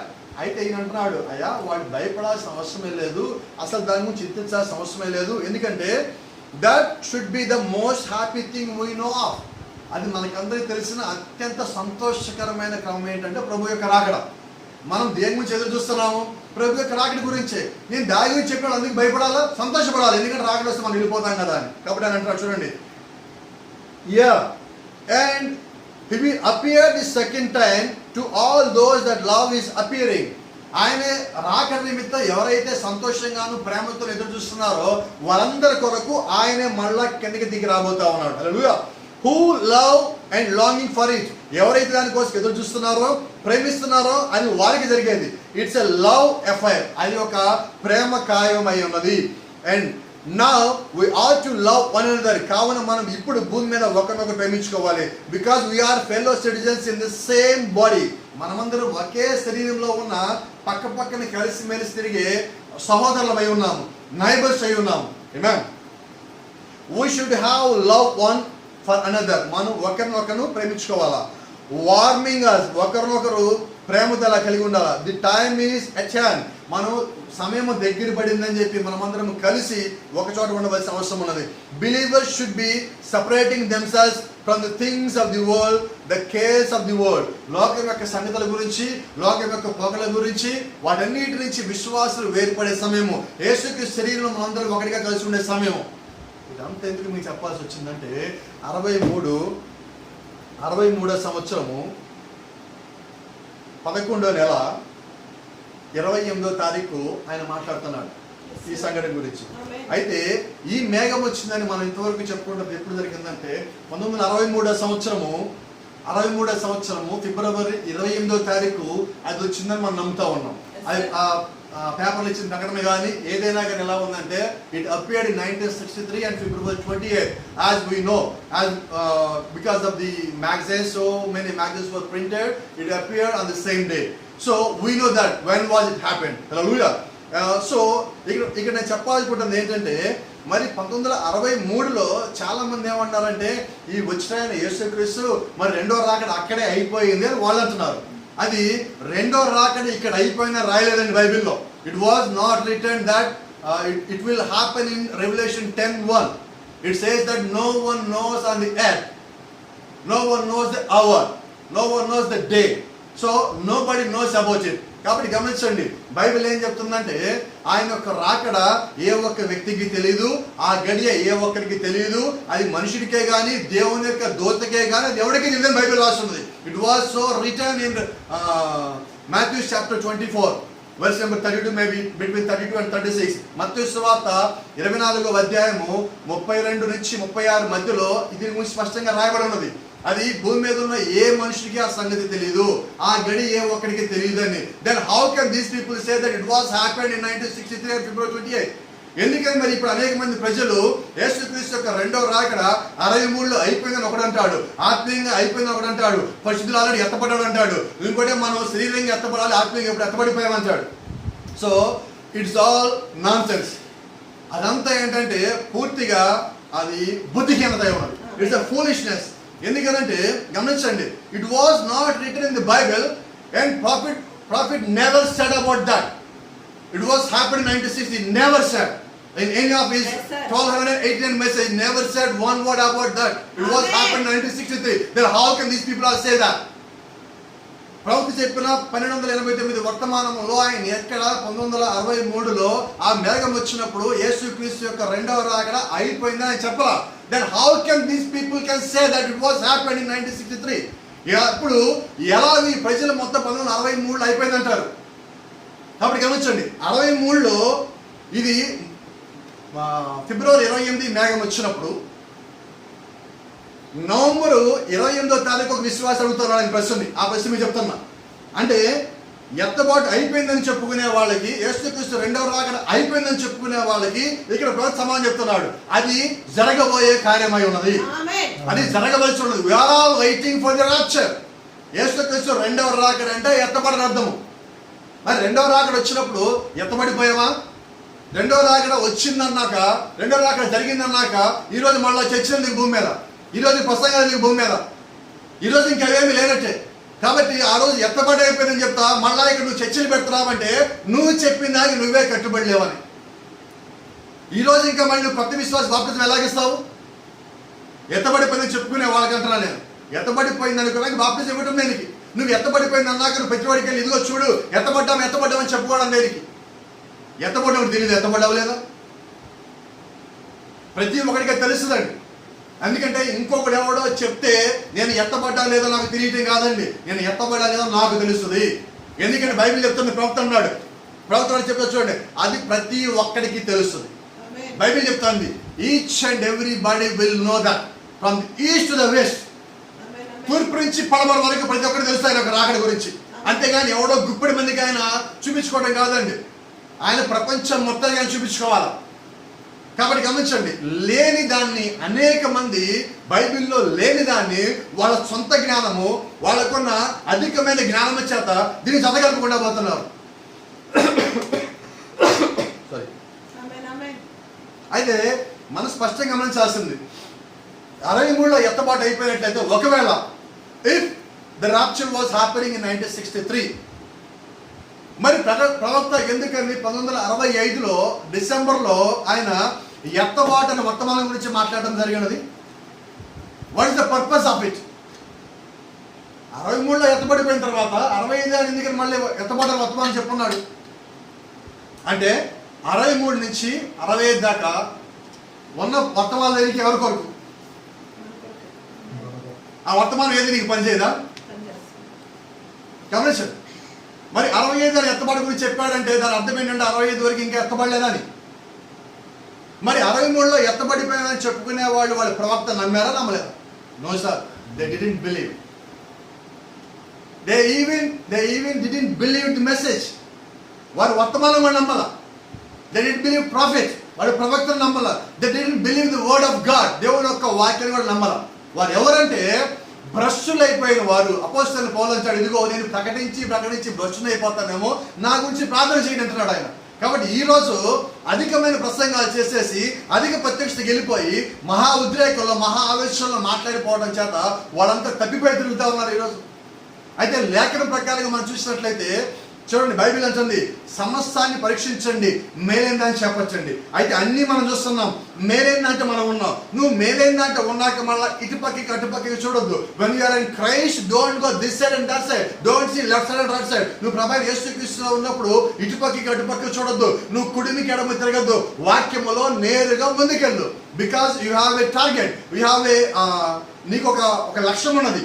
నువ్వు you have to reach a certain place where you came from. నువ్వు ఎక్కడి నుంచి అయితే వచ్చావో ఆ నిర్దిష్టమైన స్థలంకి నువ్వు తిరిగి వెళ్ళాలి. అంతేగాని ఆ ఇంటికి పోవడం కాదు. We have a specific place, we have a specific body, we have specific heaven, we have each and everything very specifically. కాబట్టి గమనించండి, ఆ 7 సంఘకాలాల్లో ఉన్న ఆ వర్షాలు కూడా ప్రత్యేకమైన రంగులు ఉన్నాయి. అలాగే నీకు కూడా ప్రత్యేకమైన ఒక స్థలం ఉన్నది. పరలోకమందుకు ప్రత్యేకమైన స్థలం ఉన్నది. యేసుక్రీస్తు శరీరానికి ప్రత్యేకమైన స్థలం ఉన్నది. యేసుక్రీస్తు వధువునికి ప్రత్యేకమైన స్థలం ఉన్నది. So there is no need to turn this way and that way. కాబట్టి ఆ కాలం చేత నువ్వు అటుపక్క ఇటుపక్క తిరగాల్సిన పని లేదు. నువ్వు వెళ్ళే దానిలో ముందుకి నమ్మకంగా వెళ్తానమాట. దేవుని నామానికి మహిమ కలుగును గాక. కాబట్టి if anybody says the rapture is over, it is not over. Tell them that it's not over. According to the scriptures, you can say that. According to the message, you can say that, and you can show the scriptures and many quotes in the message. కాబట్టి వాళ్ళు చెప్పండి, ఎత్తుబాటు అయిపోయిందంటే అయ్యా ఎత్తుబాటు కాలేదని. అయ్యో మనం రూపాంతరం చెందిపోయామంటే అదంతా అబద్ధం అండి. అది జరగవలసి ఉంది. It should happen. It was not the second coming of lord Jesus Christ. అలాగే యేసుక్రీస్తు యొక్క రెండవ రాకడ కానే కాదండి. అది ఎప్పుడు రెండవ రాకడ అవుతుందంటే మనమందరం కూడా ఆయన వచ్చినప్పుడు దశలోనికి రాసిన పత్రికలో స్పష్టంగా ఉన్నది. ఆర్భాటముతోను, శబ్దముతోను, దేవుని యొక్క స్వరముతో, దేవుని యొక్క బోరతోను ఆయన స్పష్టంగా కిందకి వచ్చినప్పుడు మృతులైన వారు మొదట లేవాలి. ఆ తర్వాత సజీవులైన మనము ఆయనతో పాటు కలిసి పైకి వెళ్ళాలి. ఇవన్నీ జరగవలసి ఉన్నది. కాబట్టి గమనించండి, కొంతమంది అన్నట్టుగా ఇది కొన్ని వందల వేల సంవత్సరాలు పట్టే క్రియ కాదండి. ఆయన వచ్చాడంటే బైబిల్ అంటుంది రెప్పపాటు కాలంలో మనం మారుతాము. కాబట్టి గమనించండి, ఎవరో ఏదో చెప్పారని మనం వాళ్ళ వెనకాల గుడ్డిగా నమ్మిపోవడం కాదండి. నువ్వు నిజంగా దేవుని వాక్యం ఉన్నట్లయితే, వాక్యపు పునాది నీ కింద ఉన్నట్లయితే, నువ్వు అపోస్తలులు ప్రవక్తలు వేసిన పునాది మీద ఉన్నట్లయితే నువ్వు దాని మీద కట్టబడతావు. అలా కాకుండా నీ సొంత సంఘంలో ఉన్న కాపురేసిన పునాది మీద నువ్వు కట్టబడ్డావంటే అది పతానికి దారి తీస్తుంది. ఎందుకంటే అధిక ప్రత్యక్షత కలిపి పిలుపు లేకుండా పిలుపు కలిగి ఉన్న అనేక మంది ఈరోజు వచ్చున్నారు. అలాగే బైబిల్ అంటుంది వెలుగు దూత వేషం వేసుకుని వచ్చారంటుంది. అలాగే ఈ రోజు అనేక మంది వర్తమానపు ఈ పుస్తకము పట్టుకొని మేము వర్తమానమే చెప్తామని తిరుగుతున్నారు. అయితే నువ్వు ఎన్నేళ్ళు దీనిలో ఉన్నావో పక్కన పెట్టు, నువ్వు ఎంత జీవించావో అది బయట పెట్టు. ఈరోజు కావాల్సింది ఏంటంటే, ఇదిగో నేను ఎన్ని పుస్తకాలు చదివా, నాకు 25 ఏళ్ళ ఎక్స్పీరియన్స్, 30 ఏళ్ళ ఎక్స్పీరియన్స్. ఏం చేసుకున్న ఎక్స్పీరియన్స్? వాక్యం సరిగా చెప్పలేనప్పుడు, వాక్య క్రమంలో సరిగా లేనప్పుడు, వాక్య ప్రకారం నువ్వు బోధించినప్పుడు. ఈ రోజు దేవుడు యొక్క ఆత్మ చేతను బోధించాలి, దేవుడు యొక్క వాక్య ప్రేరేపణ చేతను బోధించాలి. అటుపక్క ఇటుపక్క దిక్కులు చూసి బోధించడం కాదు, కానీ దేవుడు యొక్క ప్రేమ చేత, ఆయన మీద విశ్వాసం చేత, నీ మోకాళ్ళ చేత నువ్వు దేవుడు అడిగినప్పుడు దేవుడు నీకు వాక్యం చెప్తాడు, ఆయన నీకు బయలుపరుస్తాడు. ఆయన ఒక మాట అంటున్నాడు, నువ్వు ఆ గడిలో నిలబడినప్పుడు నీ నోట నా మాట ఉంచుతానన్నాడు ఆయన. ఆ మాట చెప్పింది ఆయనే. సీపీని అక్కడ నిలబెట్టుకొని మాట్లాడింది ఆయనే. పౌలు అక్కడ నిలబెట్టుకొని మాట్లాడింది ఆయనే. పేదలు కింద నింపి ఆత్మను నింపి మాట్లాడిచ్చింది ఆయనే. ఈ కాల ప్రభుత్వమైన ఆత్మగా దిగి వచ్చి మాట్లాడింది ఆయనే. చాలకులు నిలబడి మాట్లాడిన ఆయనే.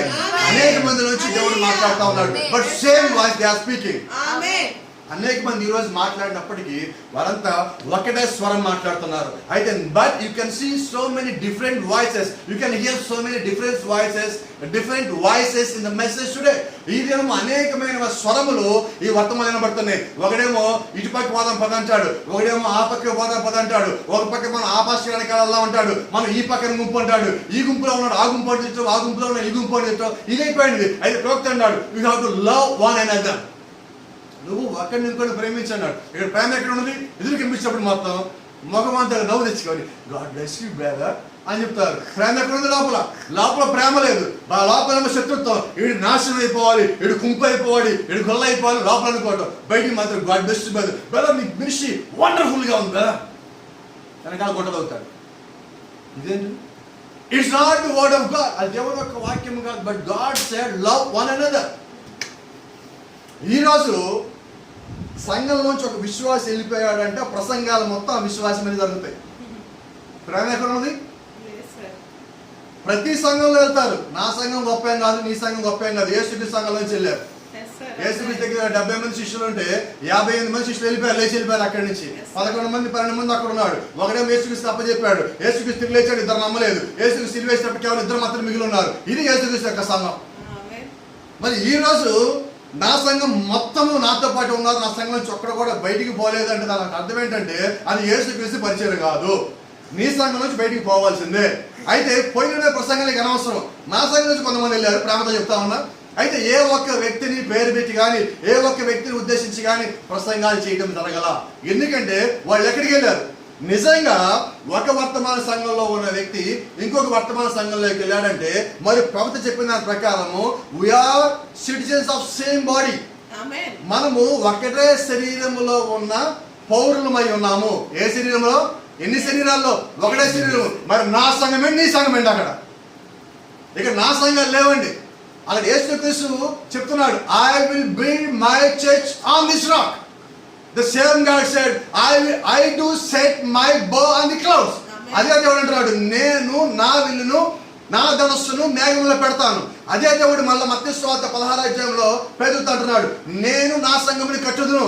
ఈ రోజు ఇది నా సంఘం కాదు, దేవుని సంఘం నువ్వు గుర్తెరగాల. ఎప్పుడైతే ఈ సంఘం నా సంఘం అన్నావో అప్పుడే దేవుడు అక్కడి నుంచి వెళ్ళిపోయాడు అని. నా సంఘం నుంచి విశ్వాసం అక్కడికి పోయాడు, ఎక్కడికి పోయాడు అంటే ఎక్కడికి పోయాడు? ఒకే సెల్లో తిరుగుతా ఉన్నాడు. వాడు తప్పు బోధలకు పోయాడా, డినామినేషన్కి పోయాడా? అప్పుడు నువ్వు అడుగు, అప్పుడు నువ్వు ప్రార్థన చేయి, అప్పుడు దాని గురించి మాట్లాడు, అప్పుడు దాన్ని నువ్వు ఖండించు.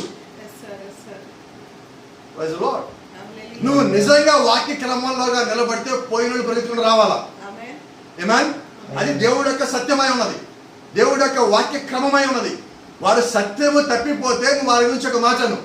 సత్యము లేని చోట పిల్లలు తప్పిపోతారండి, నిజమది.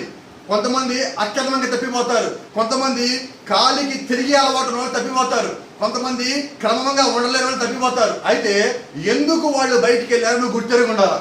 వాక్య క్రమంగా నువ్వు సరిగ్గా ఉన్నప్పుడు వాళ్ళు వెళ్ళిపోతే అది వాళ్ళ తప్పు. వాక్య క్రమం సరిగ్గా లేకుండా వెళ్ళిపోయారనుకో అది నీ తప్పు. You have to check yourself with the word of God and the message.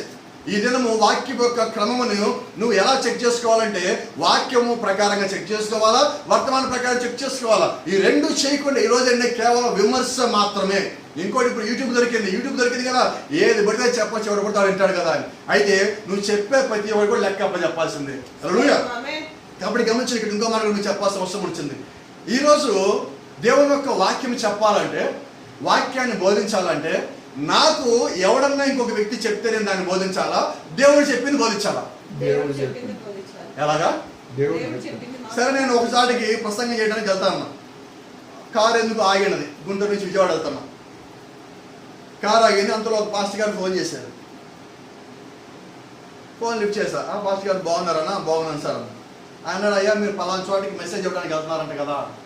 అవును పాస్టర్ గారు వెళ్తున్నాను అన్న. అక్కడ మా విశ్వాసం ఉన్నారండి, మా దగ్గరికి వచ్చామని ప్రసంగం చేయండి అన్నాడు. ఇదేంటిది? నేను అడిగా, అయ్యా నీకు 25 ఏళ్ళు 30 ఏళ్ళు అనుభవం ఉందని చెప్పుకుంటున్నావే, నువ్వు చెప్పిన ప్రసంగం చేయాలా, దేవుడు చెప్పిన ప్రసంగం చేయాలా అన్నా. నేను చెప్పిన చేయండి అన్నాడు. నేను చెప్పిన ప్రసంగం చేయండి అన్న వ్యక్తి దేవుడు ఆత్మ కలిగి ఉన్నట్ట, ఇంకొక ఆత్మ కలిగి ఉన్నట్ట? ఇదేంటి? ఇప్పుడు నేనేం చేయాలి? ఇప్పుడు నేను దేవుడు వాక్య ప్రకారం నిలబడి అవునా నేనేం చేయాలా? అప్పుడు ఇంకా మాట అడిగా నేను. సరే, ముందు అసలు క్రమం తెలుసుకోవాలి కదా. అందుకని అడిగా, అయ్యా వాళ్ళు మీ దగ్గర నుంచి వచ్చేసి ఎంతకాలం అయిందని. 4 ఏళ్ళు అయింది పాస్టర్ గారు. 4 ఏళ్ళాక ఇప్పుడు చెప్తున్నాం ఏంటని అడిగా. నాకు ఎంతకాలం తెలియలేదండి. ఎవడో ఒక పాస్టర్ గారు చెప్పాడంట, ఏ చర్చ్లో బాప్తిజం పొంది అక్కడికి వెళ్ళిపోవాలని. కాబట్టి అక్కడ ఉన్న విశ్వాసులు ఆ పాస్టర్ గారు కూడా ఇక్కడికి వచ్చారు, నా దగ్గర బాప్తిజం పొందారన్నాడు. అరే నేను అన్నాను, అయ్యా బైబిల్లో ఎక్కడ అలా ఉన్నదా? మెసేజ్లు పోతావు అక్కడ అని చెప్పాడా? నాకు ఆ పాస్టర్ గారు చెప్పాడు అంతే. కావాలంటే మీకు కూడా సీడీ ఇస్తా. ఆపు నీకు ఉన్న సీడీలో దేవుడు చెప్పింది కావాలా, వ్యక్తులు చెప్పింది నీకు కావాలా? ఎవరు చెప్పింది నమ్మాలా మనం? నువ్వు దేవుని వాక్య ప్రకారం నువ్వు నమ్మి వెంబడించేవాడు అయితే, నేను అడిగాను నువ్వు క్రమంగా నీకున్న అనుభవాన్ని బట్టి. నీకు వయసు ఉన్నది, అయితే అనుభవం ఉన్నది. వయసు అనుభవం పరికరాలు పెట్టి దేనికైతే 2 పెట్టుకోను.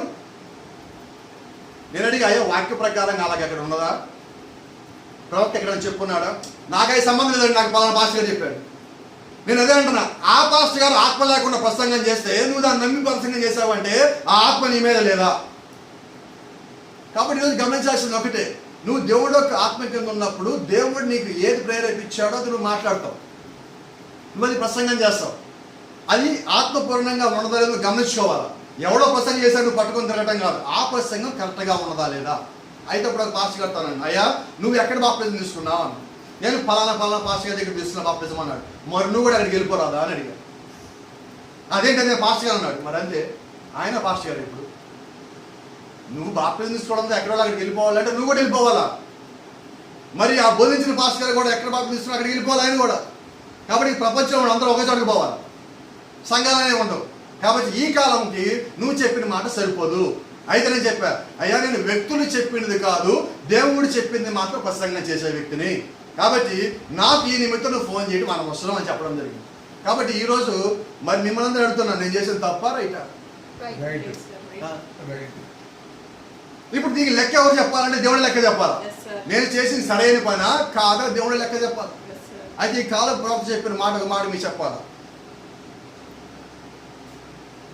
నీ కాపరి కానీ వాక్యం విడిచిపెట్టినట్లయితే, సత్యం విడిచిపెట్టినట్లయితే నువ్వు కాపరిని విడిచిపెట్టమని చెప్పిన మాట సత్యమే. అయితే దానికి కొన్ని నిర్దిష్టమైన చెప్పున్నాడు. కాపరి వాక్యం తప్పిపోయి నువ్వు ఆయన హెచ్చరించినా ఆయన సరిచేసుకున్నప్పుడు నువ్వు అక్కడి నుంచి వెళ్ళిపోమన్నాడు. నువ్వు వ్యక్తిని వదిలిపెట్టు, వాక్యాన్ని కాదన్నాడు. నువ్వు వాక్య ప్రకారంగా ఉండన్నాడు. అంతేగాని ఇది వెళ్ళిపోయిన వ్యక్తి ఆ పాస్టర్ని విమర్శించడం కాదు, అలాగే సంఘం నుంచి వెళ్ళిపోయిన విశ్వాసిని పాస్టర్ విమర్శ చేయడం కాదు.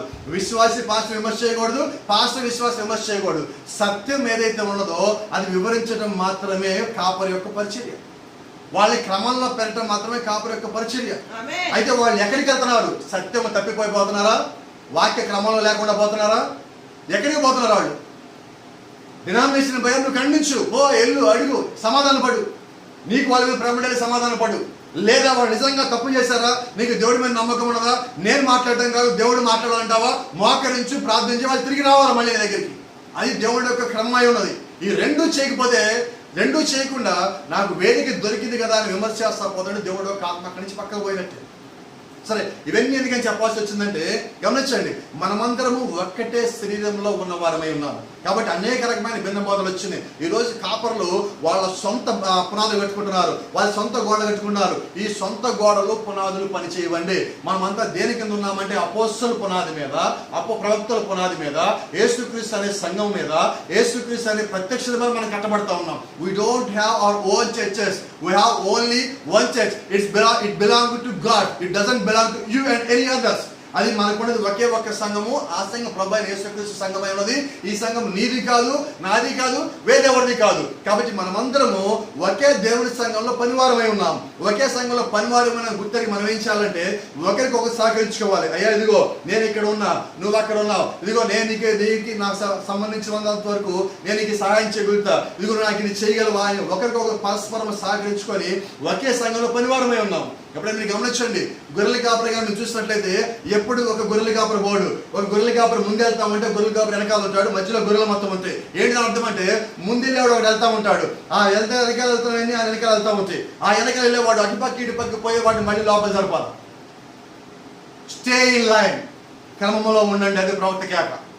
ఈ రోజు పెట్టాల్సింది అదే. నువ్వు వాక్య క్రమంలో పెట్టు, క్రమంలో పెడితే మొత్తం వాళ్ళే క్రమంలో ఉంటారు. అన్ని నువ్వు వాక్య క్రమంలో పెట్టకుండా నీ ఇష్టం వచ్చి నువ్వు చేస్తా. ముందు నీ జీవితమే పారదర్శకంగా ఉండాలి. నీ జీవితం పారదర్శకంగా లేనప్పుడు నువ్వు ఎంత గొప్పగా జీవించినా దాని ఎలాంటి ప్రయోజనం లేదు. నాకు వాళ్ళు తెలుసండి, నాకు వీళ్ళు తెలుసండి, నాకు వాళ్ళతో ఫోటోలు ఉన్నాయండి, వీళ్ళతో ఫోటోలు ఉన్నాయండి, ఏం ఉపయోగం?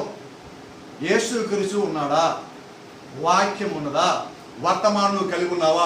గొప్ప గొప్ప వ్యక్తుల యొక్క పరిచయాలనే కలిగి ఉన్నంత మాత్రం గొప్పవాడిని కాదండి. గొప్ప గొప్ప వాళ్ళ పక్కనే తిరుగుతా ఉన్నా కానీ నేను గొప్పవాడిని కాదండి. వాళ్ళతో వెళ్తా ఫోటోలు దిగి నేను ఫేస్బుక్లో పెట్టాను మాత్రం గొప్పవాడిని కాదండి. వాళ్ళతో వెళ్తా ఫోటోలు దిగి నేను వాట్సాప్ స్టేటస్లో పెట్టినంత మాత్రం గొప్పవాడిని కాదండి.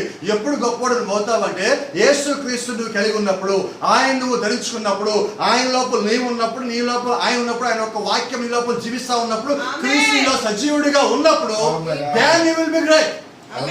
అప్పుడు నువ్వు గొప్పవాడిగా ఉన్నప్పుడు గొప్పవాడిని చెప్పుకోవాల్సిన పనేమీ లేదు. చూడండి, అది ఒక ఫోటోల వల్ల వచ్చేది కానే కాదండి. అది దేవుడు యొక్క ఆత్మ వల్ల, శక్తి వల్ల మాత్రం వచ్చేది. కాబట్టి గమనించండి, ఇలాగ వేరెవరన్నా కానీ తప్పుడు వాళ్ళు తీసుకొచ్చినప్పుడు వాక్య ఆధారం చూపించమనగండి. వాడు చెప్పాడు ఏడు చెప్పాడు కాదు, వాక్యం ఆధారం కావాలా? వాడు చెప్పారు ఏడు చెప్పారు కాదు, అది వర్తమానంలో ఉన్నదా లేదా? కాబట్టి ఈ రోజు నీకు నాకు కావాల్సిందంటే వాక్య క్రమంగా నడిపించే కాపరి, సరిగా మనకు బోధించే ఒక ప్రవక్త, లేక నువ్వు సరిగా నువ్వు ఎరిగి ఉండటము, బైబిల్ నువ్వు క్రమం తప్పకుండా చదవటము. ఇవన్నీ నువ్వు కలిగి ఉన్నప్పుడు, దేవుడు యొక్క ఆత్మకు నిమిత్తం ప్రార్థిస్తా ఉన్నప్పుడు, ఆత్మను పొందుకున్నప్పుడు, then you will walk in the right light. అప్పుడు నువ్వు ఎక్కడ నడుస్తావంటే సరి అయిన వెలుగులో నడుస్తావు. What is the right light? God's light is the right light. దేవుడి యొక్క వెలుగే నిజమైన వెలుగే ఉన్నది. ఆమేన్. హల్లెలూయా. చూడండి, ప్రభుత్వ ఒకసారి సందర్భంలో చెప్తా ఉన్నాడు, మాట చెప్పి నేను ముగిస్తాను. I had my gun down against the tree and I ran out there.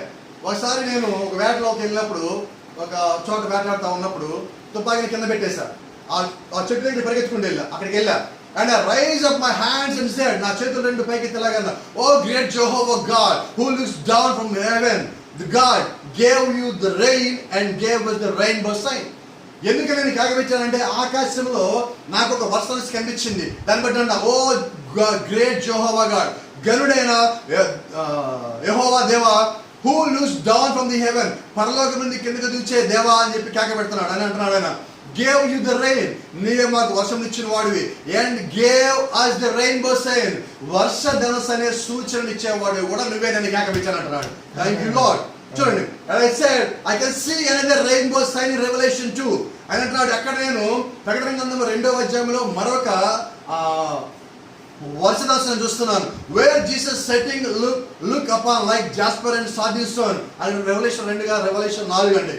ఆ జాస్పర్ అండ్ సార్డిన్ స్టోన్, సూర్యకాంత్ పద్మరాగం పోలిన వాడు. రూబెన్ అండ్ బెంజమిన్, రూబెన్ నుంచి బెంజమిన్ వరకు the first and the last. Reuben ఆ కుటుంబంలో పెద్దవాడు, బెంజమిన్ చిట్ట చివరివాడు. అట్లాగే మొదటి వాడు గురించి చివరి వాడి గురించి. అలాగే రెయిన్బో కూడా, with rainbow crossing the 7 churches, 7 సంఘకాలంలో మొట్టమొదటి సంఘకాలం నుంచి చిట్ట చివరి సంఘకాలం వరకు రెయిన్బోలో ఉన్న 7 రంగుల్లో మొదటి రంగు దగ్గర నుంచి 7వ రంగు వరకు, యాకోబు కుమారుల మొట్టమొదటి వాడు రూబెన్ దగ్గర నుంచి బెంజమిన్ వరకు, ఆ 12 రంగులలో మొట్టమొదటి రాయి అయిన జాస్పర్ రాయి దగ్గర నుంచి సార్డిన్ రాయి వరకు, వీటన్నిటి గురించి ద కలర్స్ అవన్నీ రంగులై ఉన్నాయి. వాటన్నిటిలో దేవుడు ఉన్నాడు. ఓ ద సేమ్ ఎస్టర్డే టుడే. ఆయన యాకోబు కాలంలో ఎలాగున్నాడో, నోవా కాలంలో ఎలాగున్నాడో, ఎస్కేల్ కాలంలో ఎలాగున్నాడో, యోహాను కాలంలో ఎలాగున్నాడో, ఈ రోజు అలాగే ఉన్నాడు. హల్లెలూయా. కాబట్టి ఆయన అంటున్నాడు, according to Hebrews 13:8, Jesus Christ is same yesterday, today and forever. కాబట్టి he is alpha and he is omega. He is the beginning and he is ending. ఆయనే ఆల్ఫా అయి ఉన్నాడు, ఆయన ఒమేగా అయి ఉన్నాడు, ఆయనే ఆది అయి ఉన్నాడు, ఆయన అంతమై ఉన్నాడు, ఆయనే ప్రారంభమై ఉన్నాడు, ఆయన ముగింపు అయి ఉన్నాడు. హల్లెలూయా. He that was, ఆయన అన్నీ అయి ఉన్నాడు. Which is and shall come, ఆయనే ఉన్నవాడు, రాబోయేవాడు ఆయనే ఉన్నాడు. The route and offspring of David, దావీదు యొక్క వేరు చిగురు ఆయన ఉన్నాడు. ది మార్నింగ్ స్టార్, వేకువ చుక్క ఆయన ఉన్నాడు. సెట్టింగ్ బిహైండ్ మీ, ఆయన వెనకాల ఇప్పుడు ఆ వర్ష దశలో 7 రంగుల్లో ఉన్నాడు. God's covenant with the church, దేవుడు తన యొక్క సంఘముతో నిబంధన చేస్తున్నాడు. That he rode with Jesus Christ, Yesu Kristu ద్వారా ఆయన సంఘములకు ఒక నిబంధన చేసుకున్నాడు. తన సొంత కుమారుడైన యేసు క్రీస్తు ద్వారా, ఒక పరిపూర్ణమైన విమోచన ద్వారా దేవుడు తన సంఘములకు ఒక గుర్తునిచ్చున్నాడు. కాబట్టి ఆ వర్షంలో చూశాక నాకు ఇవన్నీ గుర్తొచ్చి ఆ బిగాన్ టు స్క్రీమ్, నేను పెద్దగా కేకలు పెట్టడం ప్రారంభించాను. Why? If they would have got somebody to come up and look, they would thought they would have a innocent person there. కాబట్టి అక్కడికి వచ్చినప్పుడు ఎవరు నన్ను చూసినప్పుడు నేను పెడుతున్న కేకలు, నేను పరిగెత్తున్నవి ఆ చెట్టు దగ్గరికి ఈ చెట్టు దగ్గర పరిగెత్తున్నా, చేతులు పైకెత్తా కేకలు పెడుతున్నాను. అలా చూస్తే ఎవరు నన్ను చూసి ఏమనుకున్నాడంటే ఇక్కడ ఒక పిచ్చోడు ఉన్నాడు అనుకునేవాడు. Round and round the tree I went as hard as I could go. నేను వెళ్ళనంత స్పీడ్గా వేగంగా శ్రమతో కూడుకున్నప్పుడు ఈ చెట్టు దగ్గర పరిగెత్తుతా ఉన్నా. Jumping up in the air and scream, గాల్లోకి ఎగురుతూ కేకలు పెడుతున్నా. I didn't care who seen me, నన్ను ఎవరు చూస్తారో నాకు అనవసరం. I was worshiping God, ఎందుకంటే నేను దేవుడిని ఆరాధిస్తున్నా, దేవుడిని స్తుతిస్తున్నా, దేవుడిని మహిమపరుస్తున్నా, దేవుడిని గణపరుస్తున్నా. It don't make any difference to me what anybody thought. నా గురించి ఎవడు ఏమనుకుంటా నాకు అనవసరం.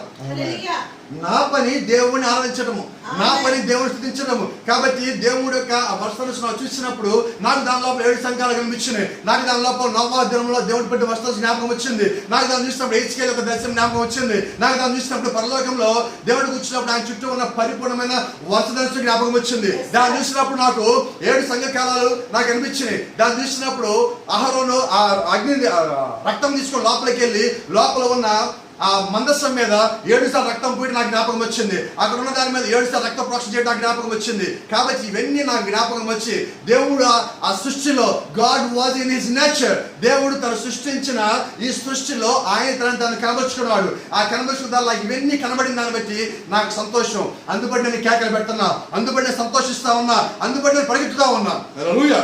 Let me finish it now. ఒకసారి చూద్దాం. We are very familiar with this one. ఈ ఫోటో మనకి అందరికీ చాలా బాగా తెలుసండి. మీరు చాలా జాగ్రత్తగా గమనించినట్లయితే బ్రహ్నామ్ ఈజ్ నాట్ ఎ గాడ్. బ్రహ్నాము దేవుడు కాదు. బ్రహ్నాము పైన ఉన్న ఆయన దేవుడు. పైన దేవుని యొక్క దూత, పరలోకపు దూత, కింద భూ సంబంధమైన దూత. ఒక మనిషికి పుట్టిన దూత, అక్కడ దేవుడికి పుట్టిన ఆయన. కాబట్టి there is a big huge difference between two angels. One is from above, one is from heaven, one is from down, one is from the earth.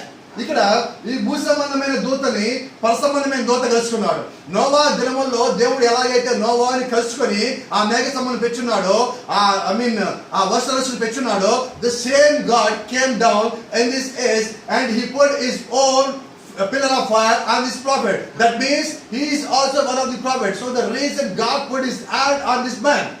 కాబట్టి గమనించండి, నోవా దినముల్లో నోవా ఎలాగ ఒక ప్రవక్త అయి ఉన్నాడో, ఆ దినముల్లో దేవుడు ఎలాగైతే కిందకి దిగి వచ్చి ఆ ధనస్సుని మేఘంలోంచి భూమి మీదకి పెట్టున్నాడో, అది నోవాతో నిబంధన చేస్తున్నాడో, అలాగే ఈయన కూడా ఒక ప్రవక్త అయి ఉన్నాడంటే ఆయన కారణంగా రుజువుపరచడానికి దేవుడు కిందకి దిగి వచ్చి ఆయన అగ్నిస్తంభంగా ఈమె తన చేతులుచ్చున్నాడు. కాబట్టి చూడండి, he was not a God, but God is God. He is just prophet. అయితే మనకి కనిపించే ఇక్కడ వ్యక్తి ఇది సాధారణమైన మనిషి, but he was a God called man.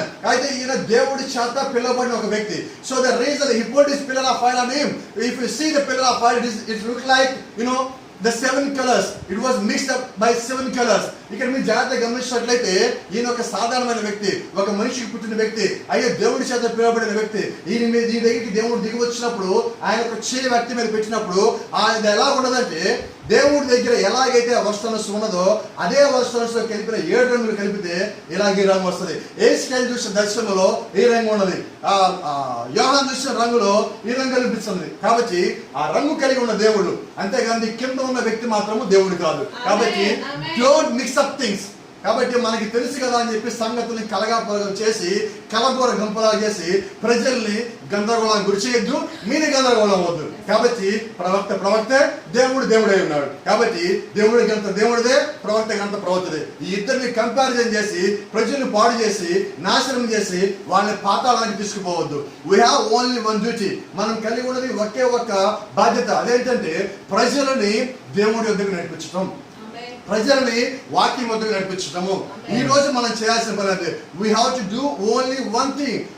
We have to go to the people and have to ask them to come to God, not to the church.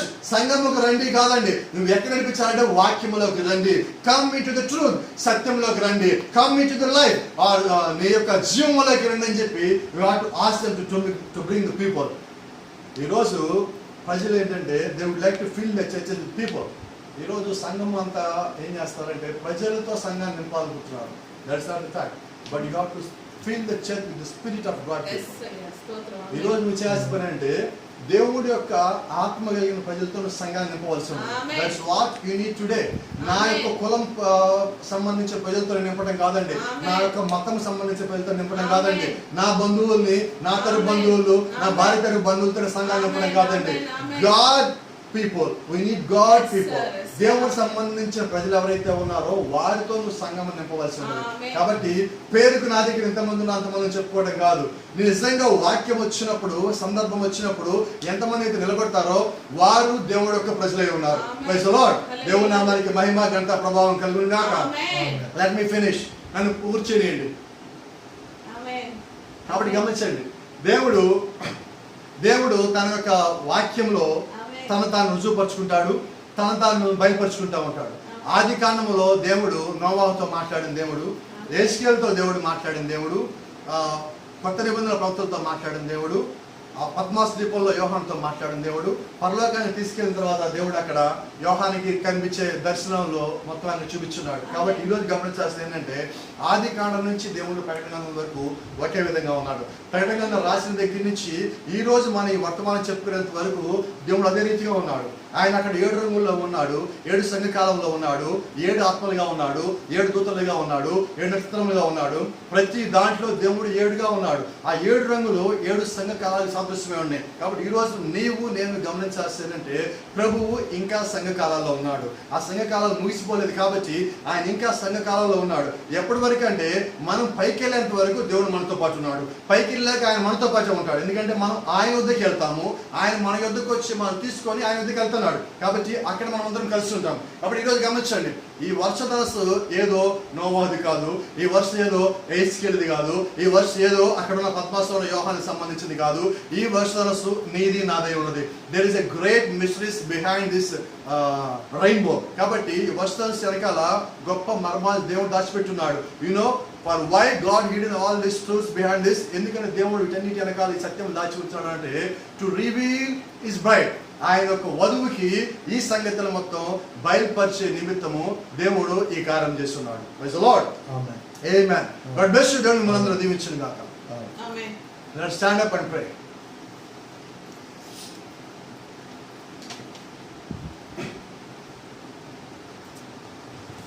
ప్రార్థన చేసుకుందాం.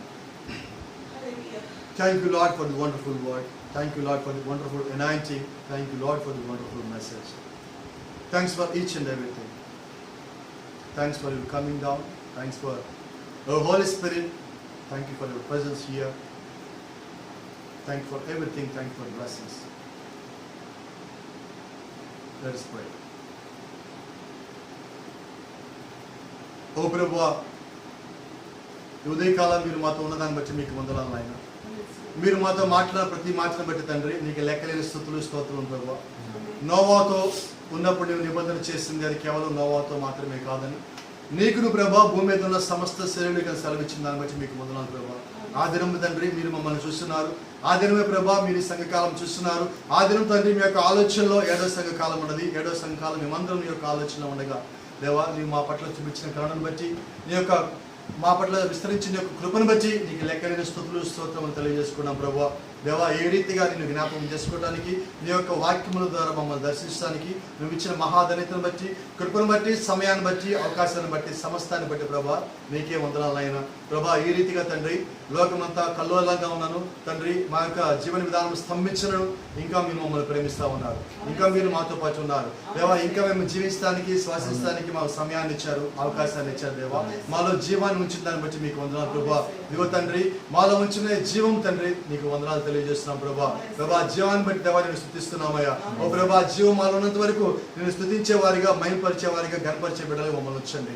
నీ వాక్యానికి లోపడేవాడిగా మమ్మల్ని వచ్చండి ప్రభా. మేము అటుపక్కకి ఇటుపక్కకి తిరుగుడు కాదు కానీ దేవా నిన్ను వెంబడించే కృప మాకు దయచేయండి. ఓ దేవా మేము వారి బోధ వీరి బోధ వెంబడించింది కాదు కానీ తండ్రి అపోస్తలుల బోధ ఈ కాలం వర్తమానము నిలకడే నీ వాక్య క్రమంలో ముందుకు కొనసాగే కృప దయచేయండి ప్రభా. అనేక మంది సంఘం యొక్క సేవకుల నిమిత్తం ప్రార్థిస్తాం ప్రభా. దేవ వారి యొక్క స్థితులు మొత్తం మారిపోయినాయి నాయన ప్రభా. అనేకమైన దీనులుగా మిగిలిపోయినారు ప్రభా.